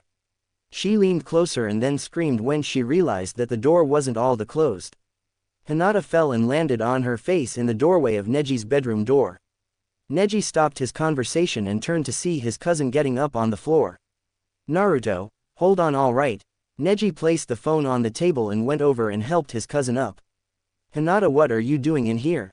Neji asked. Hinata rubbed her nose and shrugged. Oh yeah, sorry Hinata. Neji went over and got the phone and talked to Naruto. Hinata wants to talk to you, Neji grinned. No, Neji, no. Hinata waved her hands at him stating her protest. All right, here she is. Neji goes to Hinata and hands her the phone. Hello. Hinata greeted Naruto as she walked over to her room. Hey Hinata, how are you? Naruto's voice seemed energized from Neji's conversation. Oh, well, I fell on my face, but I'm okay. Hinata stifled a laughter. Are you okay Hinata? Naruto asked. Yeah, I'm fine. Hinata responded. Okay, that's good. Naruto sighed. Hinata nodded her head and tried to think of something to say. There was silence on the other end. Hinata. Naruto broke the silence. Why, yeah, Hinata answered. About a while ago, before Neji interrupted us, I wanted to ask you something, Naruto replied. Oh, And what was it? Hinata leaned her ear closer to the phone. Well, okay, Hinata, will you have the pleasure of going? Naruto was interrupted by someone on his line. Naruto, get off the phone, a woman's voice called out to him. Who was that? Hinata asked. Oh, it's my mom, hold on okay. Naruto put the phone down and went downstairs. Mom, I'm talking to this girl on the phone, Naruto told his mom. Look, I'm waiting for a business call from the OC. His mother walked around the kitchen cutting up vegetables and boiling some chicken broth. What? Naruto got confused. Orange County, honey. His mother reminded him. Note. Yeah, how random huh? I'm from there hee. Oh, but I really want to ask this girl something, Naruto explained to his mom about what happened. Ah honey, how sweet. His mother went over to him and kissed him on the forehead, but I still am waiting for an important call, so why don't you call her some other time? My call cannot wait, but can yours? She resumed to the kitchen and approached the refrigerator. Yeah, I can wait. Naruto gloomily walked up to his room and picked up the phone. Hinata, I have to go, my mom is waiting for a call, I'll talk to you sometime alright. Naruto regretfully said to her. Oh sure, it can wait, Hinata sweetly answered back. The two hung up. The next morning Kaya sluggishly strolls to her house after a quick morning jog and knocks on the door. There was no answer. From the outside, Kaya heard a phone ring. Finally, Kaya realized that it was her phone ringing in the dining room. Kaya quickly went to the mailbox and looked around her. Her hand went underneath the mailbox and removed the tape that attached her emergency key on the bottom of the mailbox. She ran to the door and unlocked the door and went in. The 16-year-old girl ran to the dining room and picked up the phone with staggered breaths. Sasuke, Kaya recognized the familiar voice. We need to talk, meet me at the park near your house in 15, Sasuke hung up. Kaya looked at the phone and for the first time that morning, she smiled. Sasuke finally called her. Kaya happily jogged up the stairs and went to take a quick shower and tried to pick out a pleasant-looking top and jeans to look in front of Sasuke. Ring, ring, ring. In the living room, Ino's mother was half asleep from her imbuement of vodka last night. She groggily went to the phone and answered it. Oh, Ino isn't here. She's gone, her mother sounded depressed. Cutting off the other person on the line, her mother leisurely walked over to the couch and fell onto the cushions. Sakura heard the line go blank and put it back on the receiver. Where is Ino? She thought to herself. She called Neji and he said that he didn't know where Ino was. Sakura then asked him where Sasuke was. Neji answered to her that Sasuke left to this park near Kaya's house. Thanks, Sakura hung up the phone and strolled down the spiral staircase. Before she could leave the place, her father stopped her. Honey, can you step into my office? His father held his daughter's hand and walked her into his office as if she was still a little girl.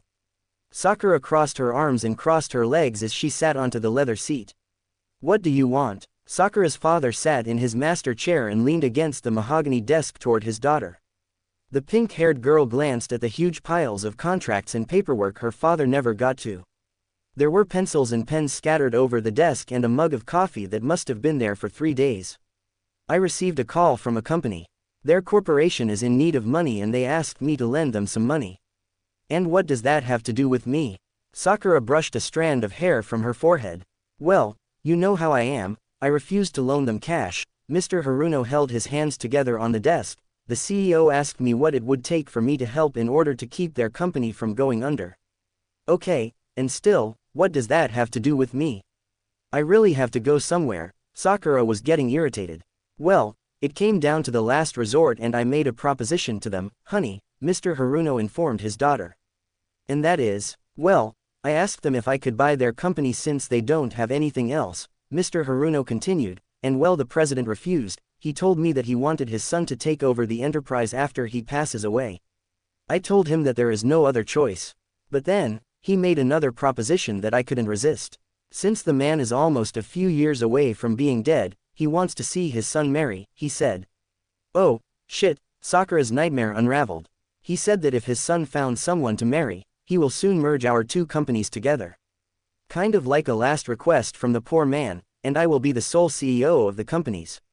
Mr. Haruno finished. No way in hell will I marry, I'm only 16. Sakura stood up. Sakura, sit down, there is no need to panic. I have made all the arrangements. You will meet the boy in 2 days. He will be flying from London to see you. London. Sakura gasped. Well, of course, honey. I am taking over an English company, but don't worry, I've heard that his son is quite a gentleman. He'll sweep you off your feet in no time, dear. Mr. Haruno grinned. I am not going to have this conversation again. I told you that I am not going to marry. Will you ever respect my decision? Sakura fused. Sakura honey, if I take over, I will make trillions of money and I will find us a better place to live and you won't have to worry about security because I will provide for you, and besides, a husband is an extra bonus for you in the package. And, I want a grandchild, Sakura. Mr. Haruno strictly listed all the things he desired. A grandchild. Well, Dad, you don't have to worry about that. Sakura sat down and leaned against the leather interior in a business-like way. An eyebrow shifted up. What do you mean?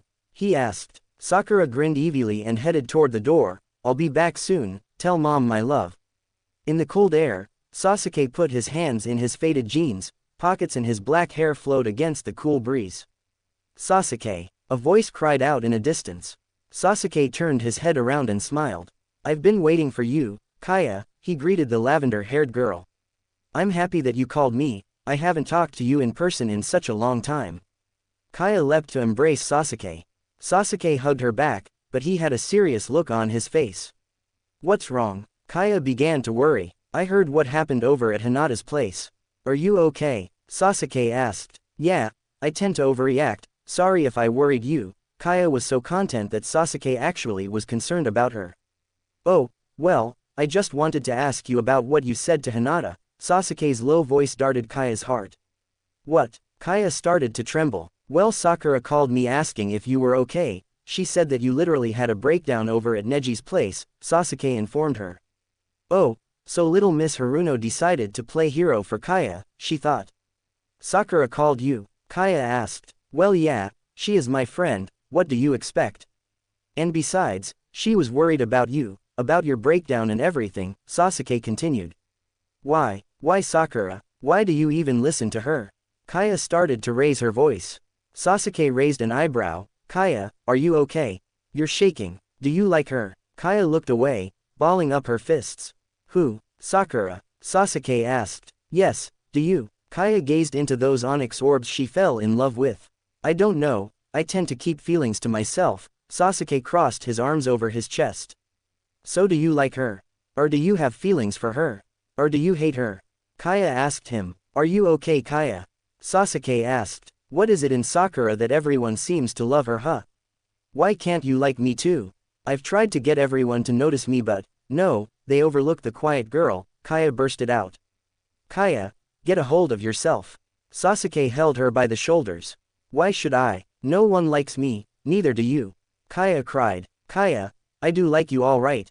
As a friend, I am here for you, and you need help. Sasuke held his grasp on Kaya more firmer. No, Sasuke, let go of me. I do not need help. Kaya tried to wriggle from Sasuke's hold. Kaya, you need help. Sasuke tried to hold her.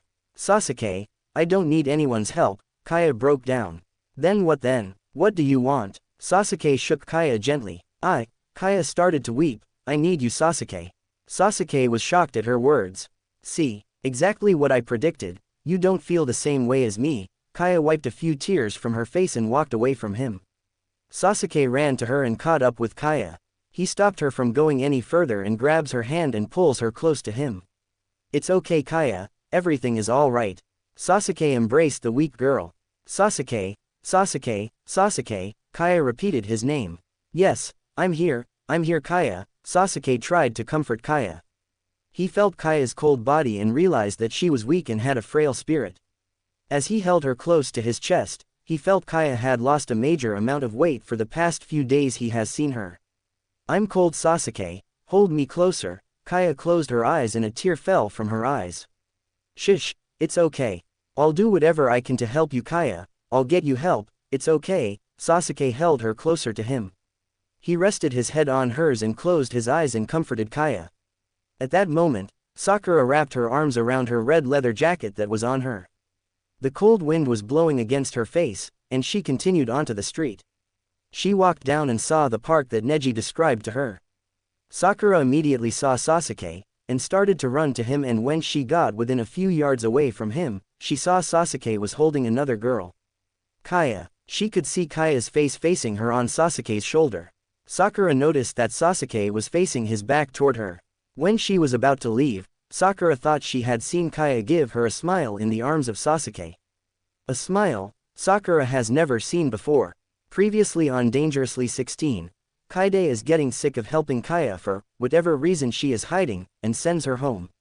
Meanwhile, Neji gets a taste of his own medicine when his parents irritate him about his plans after high school. Upstairs, Hinata overhears the conversation and tries to study until the phone rings. Naruto tries to ask Hinata out but gets interrupted by Neji and his mom. And also, Sakura is getting worried about Ino because she hasn't seen her friend lately, so she calls her home, but her mom answers the phone saying that Ino hasn't been home. So, she calls Neji to ask where Sasuke is, and he says that he is at this park. Before she leaves, his father calls her downstairs and tells him that she will have an arranged marriage with this young man from England. Furthermore, Kaya finishes a morning jog and hears her phone ringing and finds out that it is Sasuke.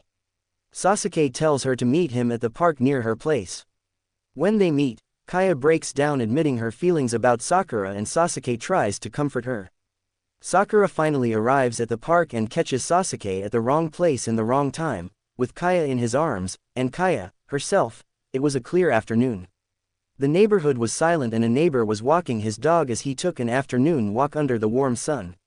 Everything was perfect. A blonde teenage girl was strolling down the opposite sidewalk with her arms crossed over her chest. Her once high ponytail was held loose in her hair and her tears left a black trail under her eyes, from the mascara. Why my coach? God, anyone but my fucking coach. Ino shuddered at the distant memory of her coach planting a French kiss on her mother. Ino didn't know what she should do now. She left home, and her mother was probably having a hangover with her vodka by now. Yes, probably. She knew her mother had a drinking problem. She always thought that it was the only reason there was a divorce, but no, she was wrong. Ino was way off. However, even thinking about her coach and her mother together makes Ino's skin crawl. In the distance, a black motorcycle was zooming by slowly. It finally caught up to Ino, and the familiar young man stopped and took off his black shades. Need a ride, babe? Shikamaru turned off the ignition of the motorbike. Ino glanced at her friend, and shook her head. No, I need some time to myself, Shikamaru. Maybe some other time. Ino kept on walking and Shikamaru followed beside her on his bike. Ino stared at him and took one step further, and Shikamaru moved one step further also. Are you following me? Ino curiously asked, as she wiped some of her black tears. Were you crying, Ino? Shikamaru's long sleek black hair glistened in the sunny light. He was dressed in a white crispy shirt with a black leather jacket with silver studs near the zip. Go away, it's none of your business. Ino turned away from Shikamaru and continued walking. No matter what, Shikamaru kept on following Ino. Irritated, she twirled herself to Shikamaru with an upset expression displayed over her face. Will you knock it off? I'm not in the mood. Ino, come on, hop on. Shikamaru laughed lightheartedly. It's not funny. Ino glared at him. I didn't say it was funny. Shikamaru adjusted himself on the motorcycle. Go away, Ino sighed. I will go, if you will smile for me, it'll make my day. Shikamaru made a flirtatious smirk at her. Outraged by his remark, Ino felt red in the cheeks. No, just go away. Blondie won't smile for me. Bummer, I always thought you had the most beautiful smile. Shikamaru puts his black shades back on. Shut up, you're just saying that because you pity me. Ino retorted. Oh, you want to play hardball. Shikamaru leaned back on his bike. For the last time, please go away. I'm seriously not in the mood to talk to you right now. Come on, what's bothering you? Shikamaru asked. Nothing. Come on, tell me. No, you can tell me anything, Ino. Fuck off. Ino starts to walk off. Ino, you know that your sassiness won't drive me away. Come on, enlighten me. What's up with you this afternoon? Come on, you little minx, hop on my bike. Shikamaru playfully teased her. Ino smiled and turned to take a look at Shikamaru. You won't give up, won't you? Ino curled up a smile. See, you're smiling. Now, you make me feel so sexy. Shikamaru chuckled. I know, so go along now. I smiled. Ino put her hands on her hips. Already, come on, one last time, Ino. I'll take you for a ride. Something's bothering you. Just tell me what it is. Shikamaru held out his hand. No, Ino declined his offer. Ino, tell me, what's ticking you off? You, and everything. Ino wasn't sure about Shikamaru being one of the reasons she is ticked off, but she just blurted out his name. Well, if that's the case. Get on. Shikamaru showed Ino that he had an empty seat behind him. No, ride with me, girl. No, ride with me. No, just one ride. No, I'll make you forget everything. That's horrible. Ino hesitated and then took a clear look at Shikamaru's face. How? Ino seemed intrigued. Hop on, and I'll show you. Shikamaru threw back his head, telling her to get on his bike. You'd better, or I'll kick your ass. Ino laughed as she got on behind Shikamaru. Anything to give you a ride, babe. Shikamaru turned on the ignition. He handed Ino a helmet and she put it on. Let's take this baby for a ride, Ino. Shikamaru put his hands on the handles and Ino put her arms around Shikamaru from the back. Shikamaru felt pink in the cheeks inside the helmet, and then drove off. Sasuke. Sakura greeted the young man with Kaya in his arms. Sasuke turned around and acknowledged her with a slight nod. He let go of Kaya, who still held onto him, and walked toward Sakura. Hey, what's up? Sakura felt herself going red in the cheeks. She held her hands up to her face and smiled. Kaya, who was beside Sasuke, stared at the two of them, back and forth. Yeah, Sakura, what are you doing here? Kaya held Sasuke's hand. Sakura saw the two holding hands and placed her hands in her jean pockets. Oh, nothing. I just wanted to have a chat with Sasuke. Sakura cheerfully smiled. Kaya eyed Sakura and raised an eyebrow in suspicion. Looking at Kaya, Sakura gazed at Sasuke. Well, now that I talk to you, see ya. The pink-haired girl turned on her heel and started walking back to where she had come from. Sasuke let go of Kaya's hand and ran toward Sakura. Wait, Sakura didn't know what was wrong with her. All of a sudden, a rush of her past emotions came to the surface. She heard Sasuke's voice calling out to her. Tears welled up and Sakura continued walking away. Sakura ignored Sasuke and kept on running.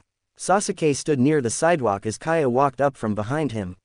She probably needs some time to herself. Kaya embraced Sasuke behind him and placed her small head against his back. Sasuke turned around and broke from her hug. Look, Kaya, I don't want to give any mixed signals here, okay? Sasuke took a step away from her. I know. Suddenly everything became clear to me. Kaya grinned and walked a few steps toward him. Kaya, I just want everything to be clear, okay? About my feelings and your feelings, because clearly I don't have any feelings for. Sasuke was cut off when Kaya leapt for him and Sasuke caught her in his arms. You. Sasuke finished but Kaya took no notice of what he said. Sakura kept on running and running. Her long silky crimson hair trailed behind her in the cool afternoon breeze. She began to run out of breath, and went to a bench to cool down. She took off her red leather jacket to reveal a sparkly pink tieback halter. She pulled her hair back and tried to catch her breath. Sakura thought of what she saw back at the park. She should have known. That summer when Kaya and Sasuke met, they were perfect together. I should be happy for them, Sakura thought to herself, but a hint of doubt was hanging in the back of her mind. But why can't I be happy for them? A few seconds, Sakura's mind was absorbed with Sasuke and Kaya. Stop it, Sakura, she thought to herself again. Sasuke doesn't have feelings for her, you know that, or does he? Sakura got up and held her jacket in her left arm. She continued to walk down the sidewalk and passed by some two-story houses on the way. An unusual emotion went through Sakura. She hasn't felt this way before in such a long time, for as long as she could remember. Sakura tried to ignore it. She didn't want any distractions. Distractions for what? Sakura said to herself. Right now, things are not going exactly the way she thought it would be. For once, Sakura felt that the world had just passed her by, and she didn't notice. Did she misinterpret Sasuke's signs? Did he really have feelings for Kaya? Sakura thought of the smile Kaya gave her when she went over to the park. An idea popped into her mind, but Sakura shook it off. No way, she wouldn't. Sakura knew that Kaya wouldn't still have feelings for Sasuke. Sakura remembered that one summer. She had just had her birthday and Sakura forgot why she got mad at Sasuke, but somehow, Kaya fit into the picture. She always visited him at the shop where Sasuke worked part-time in the summer. Either way, it's too late, Sakura whispered in her mind.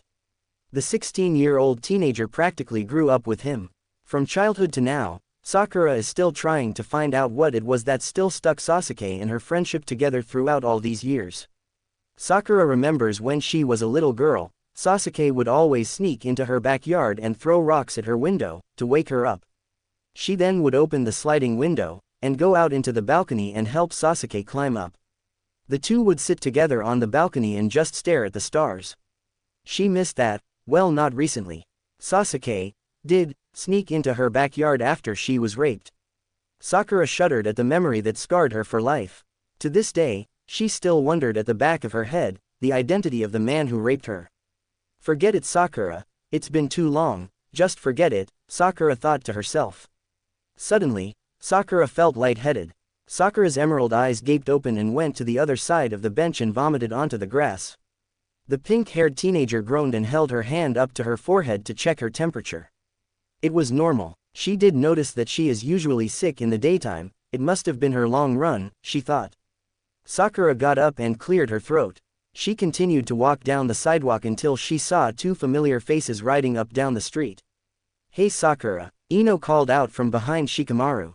Shikamaru pulled up in front of Sakura and stopped the motor from running. Sakura was surprised and covered her smile with her hand. She looked at Ino, who was pink in the cheeks. Her green eyes were full of wonder and curiosity. "Don't worry, I just took your blonde friend for a joy ride." Shikamaru took off his helmet and placed it on his lap. Ino went over and hugged her best friend. "How are you? I haven't seen you in days," Ino said in Sakura's ear. When they pulled apart, Ino sniffed the air. "Did you throw up?" Ino asked. "Yeah, I had a long run," Sakura shrugged. "Well, anyway, Shikamaru and I were going for a ride, are you doing anything today?" Ino's eyes lit up. Sakura opened her mouth and couldn't say anything. "Actually, why don't you two go on together, maybe next time?" Sakura went over and winked at Ino. Ino winked back at her friend, and hopped back onto Shikamaru's motorcycle. She put on her helmet and waved Sakura as Shikamaru and Ino cruised down the street. "Bye," Sakura happily waved after her friend. When the two disappeared into the distance, Sakura stopped waving. She was glad that Ino was happy, after everything she's gone through. Sakura smiled at the thought of Ino and Shikamaru finally getting together. She held onto her jacket and carried on her walk down the cement sidewalk. Kaya joyfully skipped to her bedroom and immediately picked up the phone and called Kaide. "Hello." Kaide answered the phone. "Guess what?" Kaya playfully asked. "Kaya, the last person I want to hear on the phone." There was a sound of dismay in Kaide's voice. "Kaide, do you not like me?" Kaya pouted. "No." Kaide rolled her eyes. "What do you want?" "Well, I just want to tell you that Sasuke and I are back together." "I'm so happy." Kaya literally jumped up with the phone by her ear. "Great, what does Sakura think?" Kaide asked. Kaya stopped being hyper and had a glaring look on her face. "Sakura." "Well, yeah, if you two got back together, the one who'll take the news more seriously is obviously Sakura." Kaide tried to hide her yawn. "Why?" Kaya went over to her bedroom and got out her yearbook from last year. "Kaya, you should know that those two had some history. Sasuke knew her longer than you," Kaide honestly replied. "Shut up, Sasuke loves me, not that slut." Kaya flipped the pages in her yearbook and smiled when she got to the page she wanted. "Kaya, this whole obsession you have for Sasuke has to end, okay? You're scaring me, and what are you doing right now?" Kaide asked. "None of your business." Kaya went up to her desk and got out a red pen and went back to the carpet and clicked off the red cap and started drawing on her yearbook page. "Kaya," Kaide started to get worried. "Yes." Kaya clicked her pen cap back on and closed the yearbook. "You need help, you really do. Do your parents know what you've been up to lately?" Kaide replied. "They died, Kaide. I killed them." Kaya laughed. "What?" Kaide pulled the phone from her ear and stared at it.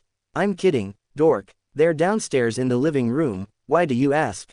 Kaya got up and put the yearbook back into her bookshelf. "I'm worried, Kaya." Kaide's tone turned serious. "About what?" Kaya curiously asked. "What you're going to do next."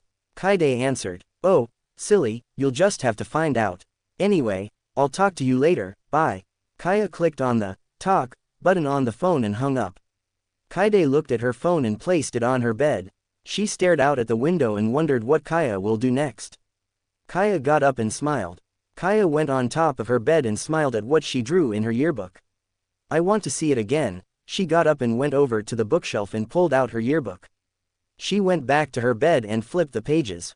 Beautiful, Kaya laughed. Kaya stroked her fingers around Sakura's picture that was colored with Kaya's red pen.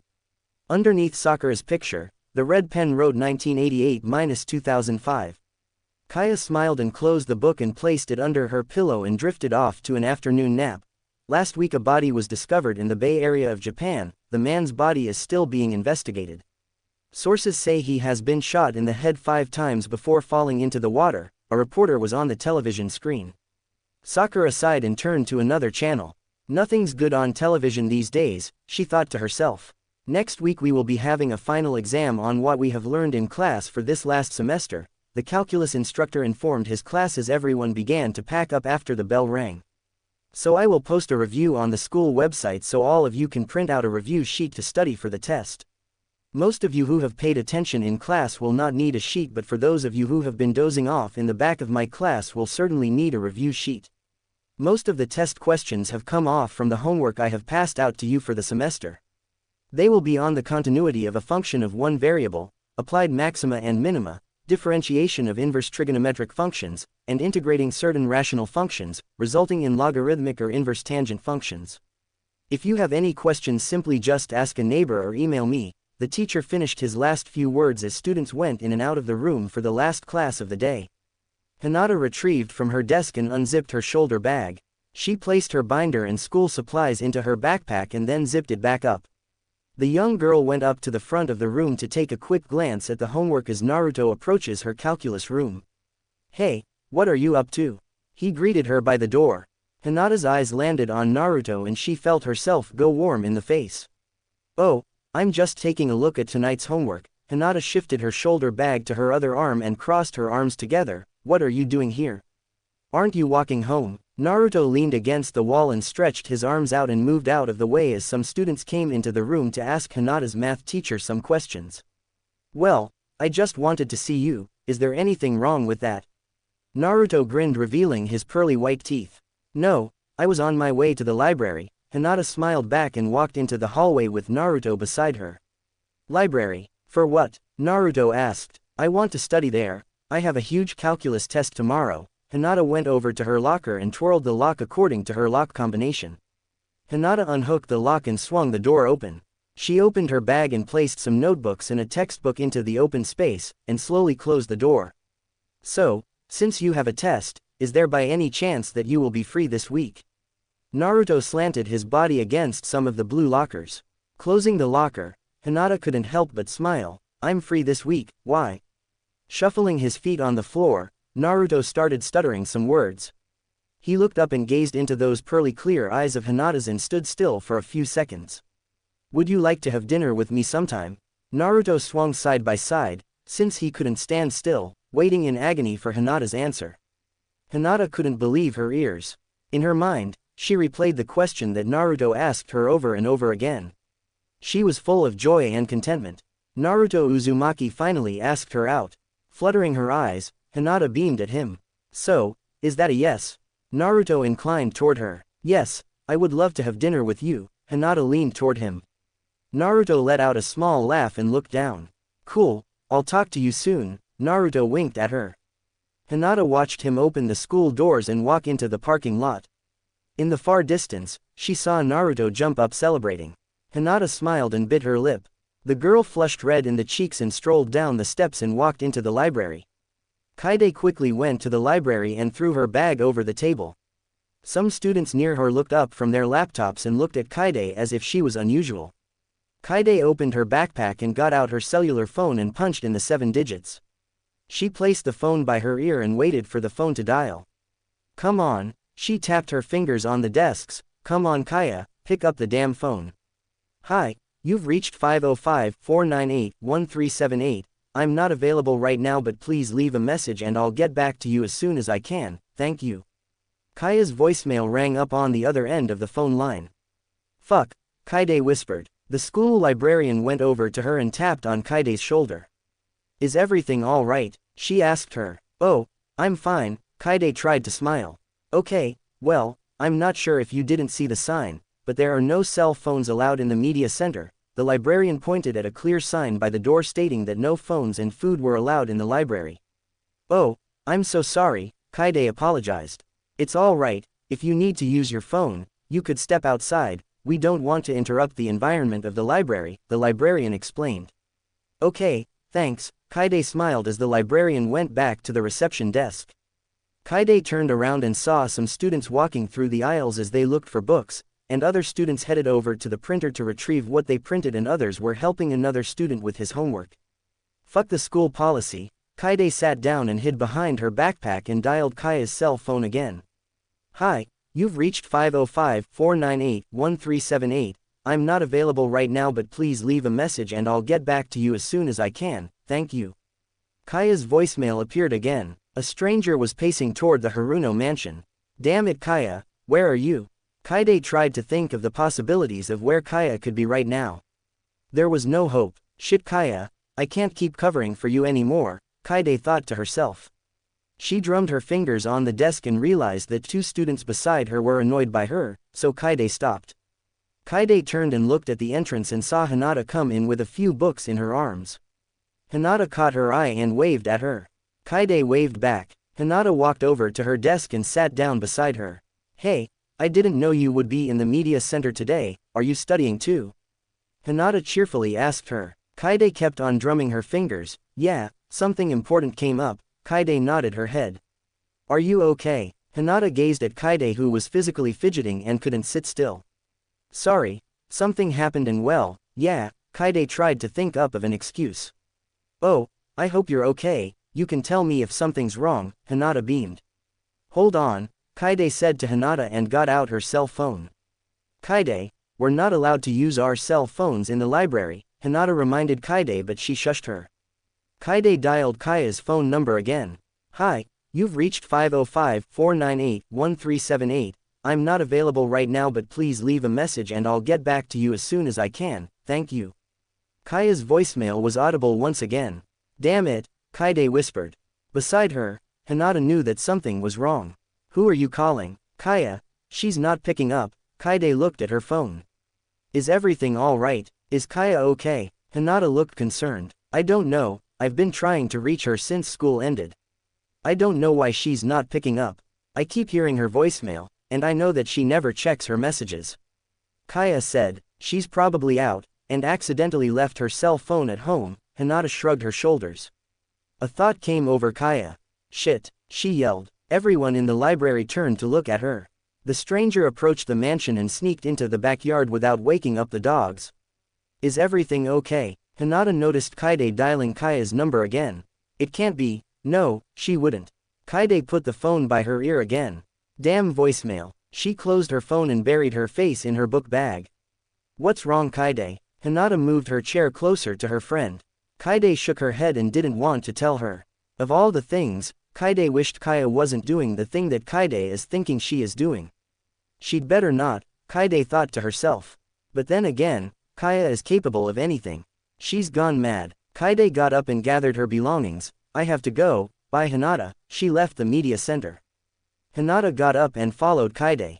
She walked around the campus and followed the blue-haired girl around the 1500 building and near the administration building. Kaide, wait up. Hinata ran up to her. What are you doing here?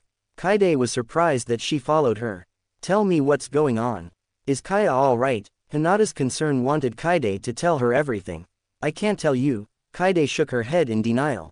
Why not? Hinata shifted her book bag behind her. I just can't. You shouldn't even be here. Why not? Hinata asked again. Look, all I can say is that Kaya is not the person you think she is, Kaide explained. Kaya, what do you mean? Hinata was confused. Something happened, and I need to get to Kaya as soon as possible, before she hurts someone. Kaide closed her mouth and cursed at herself for blurting it out.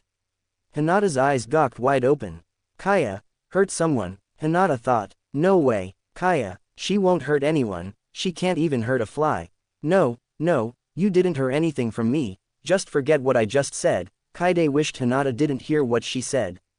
Hinata went over to Kaya and held her hands together and stared into her eyes. You have to tell me, I am Kaya's friend too and I'm worried about her. The only thing you can do is to tell me what happened so I can help too. Her sincerity got into Kaide. I can't tell you. Kaide pulled away from Hinata. Why not Kaide? Hinata asked. Because, Kaede trailed off. Because. Hinata tried to get Kaede to finish her sentence. Because she'll kill me. Kaede closed her eyes and tears streamed down from her face. Hinata stood motionless. What do you mean, she'll? Hinata didn't believe her. She will. You don't know Kaya the way I do, Hinata. No one does. Kaede placed her hands over her face. Oh, Kaede. Hinata walked toward her and embraced her in comfort. She won't kill you, Hinata comforted her. She will, that's why I have to find her, to stop what she is doing right now, Kaede whispered into Hinata's ear. Do you know where she is? Hinata murmured into Kaide's ear also. She's at. Kaide's voice trailed off when familiar faces approached them. Sakura, dear, Mrs. Haruno knocked on Sakura's bedroom door. Yeah, Sakura opened the door. I baked some cookies for you, in case you're hungry. Mrs. Haruno held out a plate of some chocolate chip cookies she had baked for her daughter. Thanks, but I'm not hungry right now, Sakura thanked her mother. Okay, well, if you want something to eat, I fixed something for you downstairs in the kitchen. I'll put the cookies on the kitchen counter, okay? Mrs. Haruno started to walk down the spiral staircase. Are you going somewhere? Sakura approached to the top of the stairs. Your father and I are going out for dinner. He's meeting with some of his partners. We'll be back soon. Mrs. Haruno's smile radiated with warmth in the room. Okay, Sakura grinned and then went back inside her room and closed the door. Kaede, what's with you? Sasuke approached the two teenage girls. Kaede wiped her tears as Hinata looked at the boys. Nothing, Kaede lied. Kaya is in trouble. Hinata couldn't help but blurt it out. What do you mean, she's in trouble? Neji asked. Yeah, Shikamaru lit a cigarette, she doesn't get in trouble at all. That's what you think, Kaede replied. Kaede, where is she? Sasuke asked. I don't know, Kaede lied. Kaede, you know where she is. You told me, don't lie to them. Hinata placed her hands on her hips. Are you keeping something from us? Shikamaru puffed a few smokes at Kaede. His eyes looked malicious. No one should keep secrets from each other, you should know that. Alright, fine. Kaya has gone completely fucking insane, alright. Kaede held out her hands in front of her as if she were surrendering. That explains it, Sasuke sighs. Are you fucking kidding me? This isn't funny. I don't know where she is, and someone could potentially be in danger. Kaede shouted at Sasuke. Damn, woman, calm down, Neji said. Why do you think Kaya has gone insane? She's always quiet. Shikamaru held his cigarette and dropped it on the cement floor. He had his right foot hold on the cigarette to stop the burning. Sasuke, Kaede turned to him. Sasuke looked at her. Kaya is completely in love with you, Kaede told him. Not in love, more like obsessed. Shikamaru rolled his eyes. Will you shut the hell up, jackass? She's explaining something here, Sasuke snapped at Shikamaru. After you broke up with her, she cuts herself. That's why you don't hear much of her, and that explains why she wears baggy pants and long sleeves to cover those wounds, Kaede explained to everyone. Oh my god, Hinata thought to herself. She never knew Kaya was this troubled. Ever since she came back, Kaya has been so nice to her.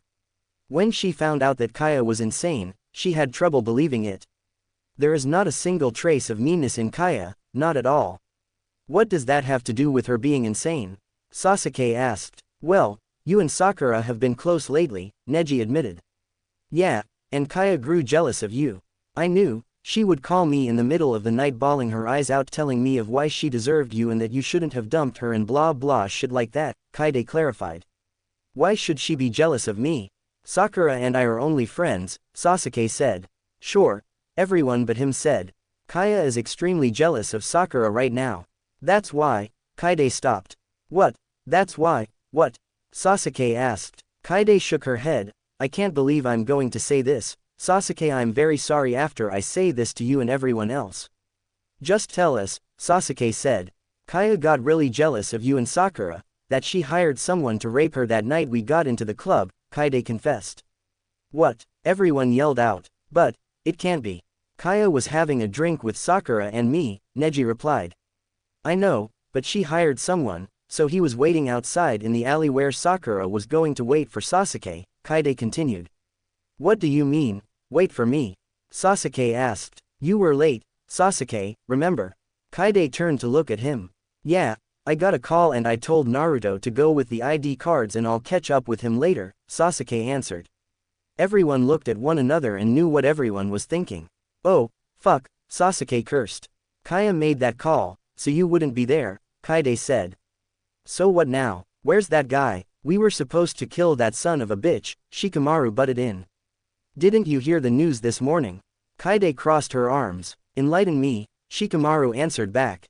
A dark shadow crept in the backyard and walked across the garden where the shadow stood in front of the balcony.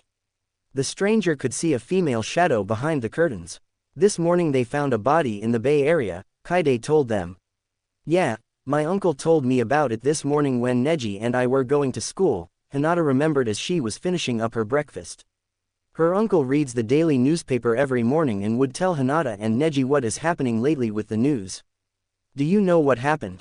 Kaide asked Hinata. He got shot in the head, 5 times, Hinata explained. Holy shit, Neji whispered. Why are you telling this to us now? Why not before? Sasuke asked. Because she warned me that if I did, she would kill me, Kaide looked down. So wouldn't she kill you now? Shikamaru approached the girl. Kaide crept a smile stealthily. You'd think that I was that stupid, Shikamaru. Well, think again. Kaide got out her book bag and held out a car P45. The stranger turned around and walked to the front of the door where 2 adults in their mid-40s were approaching the vehicle. They were going away. The trespasser crept a smile and sneakily went to the door and got out a pick to unlock the door, hoping not to alert the home system. The door was unlocked. This baby has 8.45 ACP in its polymer line of compact autoloaders, Kaide kissed the weapon in her hand. Fucking hell, Kaide, you're holding a gun. Neji's eyes gaped open. For protection, Neji, not for killing, but that's not what Kaya thinks. Kaide put the gun back into her backpack. What do you mean? Kaide pulls out her gun again and placed a firm grip on the gun. She rolled the cylinders and placed it against her soft skin. Where do you think Kaya is? No way, Sasuke said. You're damn right, Kaide placed the gun in front of her. You might need this. Kaide threw the gun at Sasuke, and he caught it. Thanks. He held the gun and ran toward the streets. Damn it, there's nothing good on. Sakura flipped the channels. Sakura leaned against her chair and stared at the sliding window. The phone rang. She went over to pick it up. Hello, Sakura answered. There was a dead signal. That's weird. Sakura hung up the phone and continued channel surfing unbeknownst of the stranger creeping from behind her with a gun. The body found in the Bay Area is still pending further investigation. More information will be broadcasted later tonight on Tokyo News at 10 o'clock at night. A young reporter in his mid-30s stood in front of the Bay Area where the body was found. Sakura switched the channel with her remote. Nothing good is on. Where are all the soap operas? Sakura asked the television as if it were alive. Sighing, Sakura turned off the television and placed her remote on the table in front of her. Sakura leaned back against her chair and looked at the television and was horrified when she saw a dark shadow behind her reflecting on the television screen. The pink-haired girl turned around and immediately shot up from her seat and ran to sliding window to try to get out. She turned around and dodged a bullet from the intruder. Help, help. Sakura tried to open the doors but it wouldn't budge. Sakura turns around helplessly facing the stranger. The intruder was dressed in dark clothing with a hood over the stranger's face. The shadow lifted off the hood and Sakura placed a hand over her mouth when she saw who the killer was. Kaya. Sakura squinted her eyes to make sure if it was the person she thought it was. Kaya grinned, revealing her lustrous white teeth. It's me, Kaya answered Sakura in a singing tone. Her voice sent Sakura a chill down her spine. What do you want? Sakura tried to look around for something to defend her from Kaya's weapon. You want to know what I want? Kaya moved toward Sakura, and Sakura ran to the other side of the room and Kaya grabbed her hand and pulled her to the ground. On her back, Sakura pleaded to Kaya. Please, please don't kill me. Sakura screamed. Kaya pulled her gun out and cocked the weapon. Sakura could hear the bullets move in the gun. What I want, is what I wanted to happen a long time ago. Kaya gazed at the sparkling black coat of the firearm. Kaya slowly arched her arm toward Sakura and tried to make a clear shot at her. I want you dead. Kaya blew her gun. Sakura screamed and ran toward the door. Kaya missed her target by an inch. Everyone's coming, Hinata informed the others as they got into Neji's platinum convertible. What's Sakura's cell number? Kaide asked. Right then, a large vehicle pulled up beside Neji's car. Ino popped out from the passenger seat window and yelled out, where is she? She's at Sakura's house. We have to get there now. Now. Shikamaru told Neji to push the pedal hard. He did. Ino's car followed behind them. Ino, in her car, with Tenten and Lee in the back seat and Naruto, got out her cell phone and dialed Sakura's cell phone. Pick up the phone, damn it. Ino yelled as she feverishly served the car to the right, ignoring the stoplight. Cars almost smashed against each other as Ino made her way down the street to Sakura's mansion. Hey lady, watch it. A driver honked at her from behind. Ino was driving crazy. She didn't make any signals to the neighboring cars and turned sharply to the left, paying no attention to another red light. Sakura, damn it, pick up the phone. Ino bursted out in tears. She was concerned for Sakura's life. Sakura was at the door and Kaya was behind her. She heard her cell phone ring. Sakura instantly ran over to her desk and grabbed the phone, but Kaya swiped it away from her hand. No one can help you now, Sakura, Kaya smirked at her, laughing. Sakura's cell phone continued to ring. Why are you doing this, Kaya? Why? Sakura cried out. Tears strolled down her face as she stood in front of the person whom she thought was a friend. You stole Sasuke away from me. Kaya screeched in a shrilly tone. What? The pink-haired girl answered. I never stole him away from you, you know that. Sakura made a few steps toward Kaya in a calm manner. Come on, Kaya, you know that I'm not like that. You've known me for more than a year, tell me that I'm not that kind of person. Sakura persuaded Kaya. Wet orbs dropped from Kaya's face. Shut up, bitch. Kaya fired at Sakura. The phone died, Ino whispered as she looked at her cell phone. Could Sakura be dead? Ino, keep on driving. We'll get there, just don't worry about it. Lee called out to her from the backseat. Ino told Naruto to call the police as she swung over to the left and then the right lane. Sakura cried for help when the bullet went past her ear into the wall. She quickly ran down the stairs as Kaya followed her. You can run, Kaya cackled. Sakura went into the living room and then to the dining room. But you can't hide, Kaya walked swiftly. Sakura reached the kitchen and hid behind the counters. She peered from the top to see if Kaya was there. She wasn't. Looking around, Sakura quietly got up and opened a drawer and got out the sharpest knife she could find. When she heard footsteps, Sakura slowly pushed in the drawer and got on her knees with the blade close to her face for protection. Sakura could feel her heart beating rapidly, pounding angrily against her chest. Sweat beads slid from her forehead as she tried to take soft, quick breaths. The teenage girl could hear footsteps in the kitchen, possibly behind the counter. Sakura closed her eyes. The footsteps disappeared, and Sakura opened one of her eyes. Sakura took in a deep breath and got up. Right there, she saw Kaya, who has been faking her footsteps.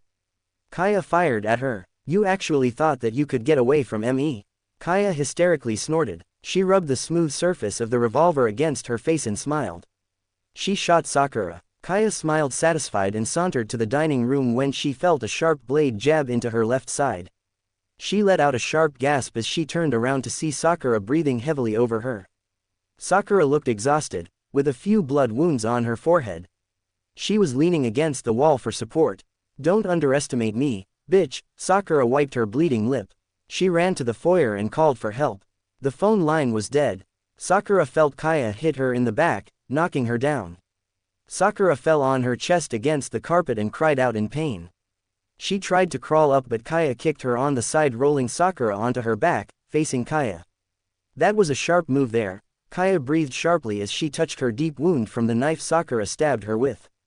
Blood was flowing freely from Kaya's side, but Kaya tried to block it with her sweater.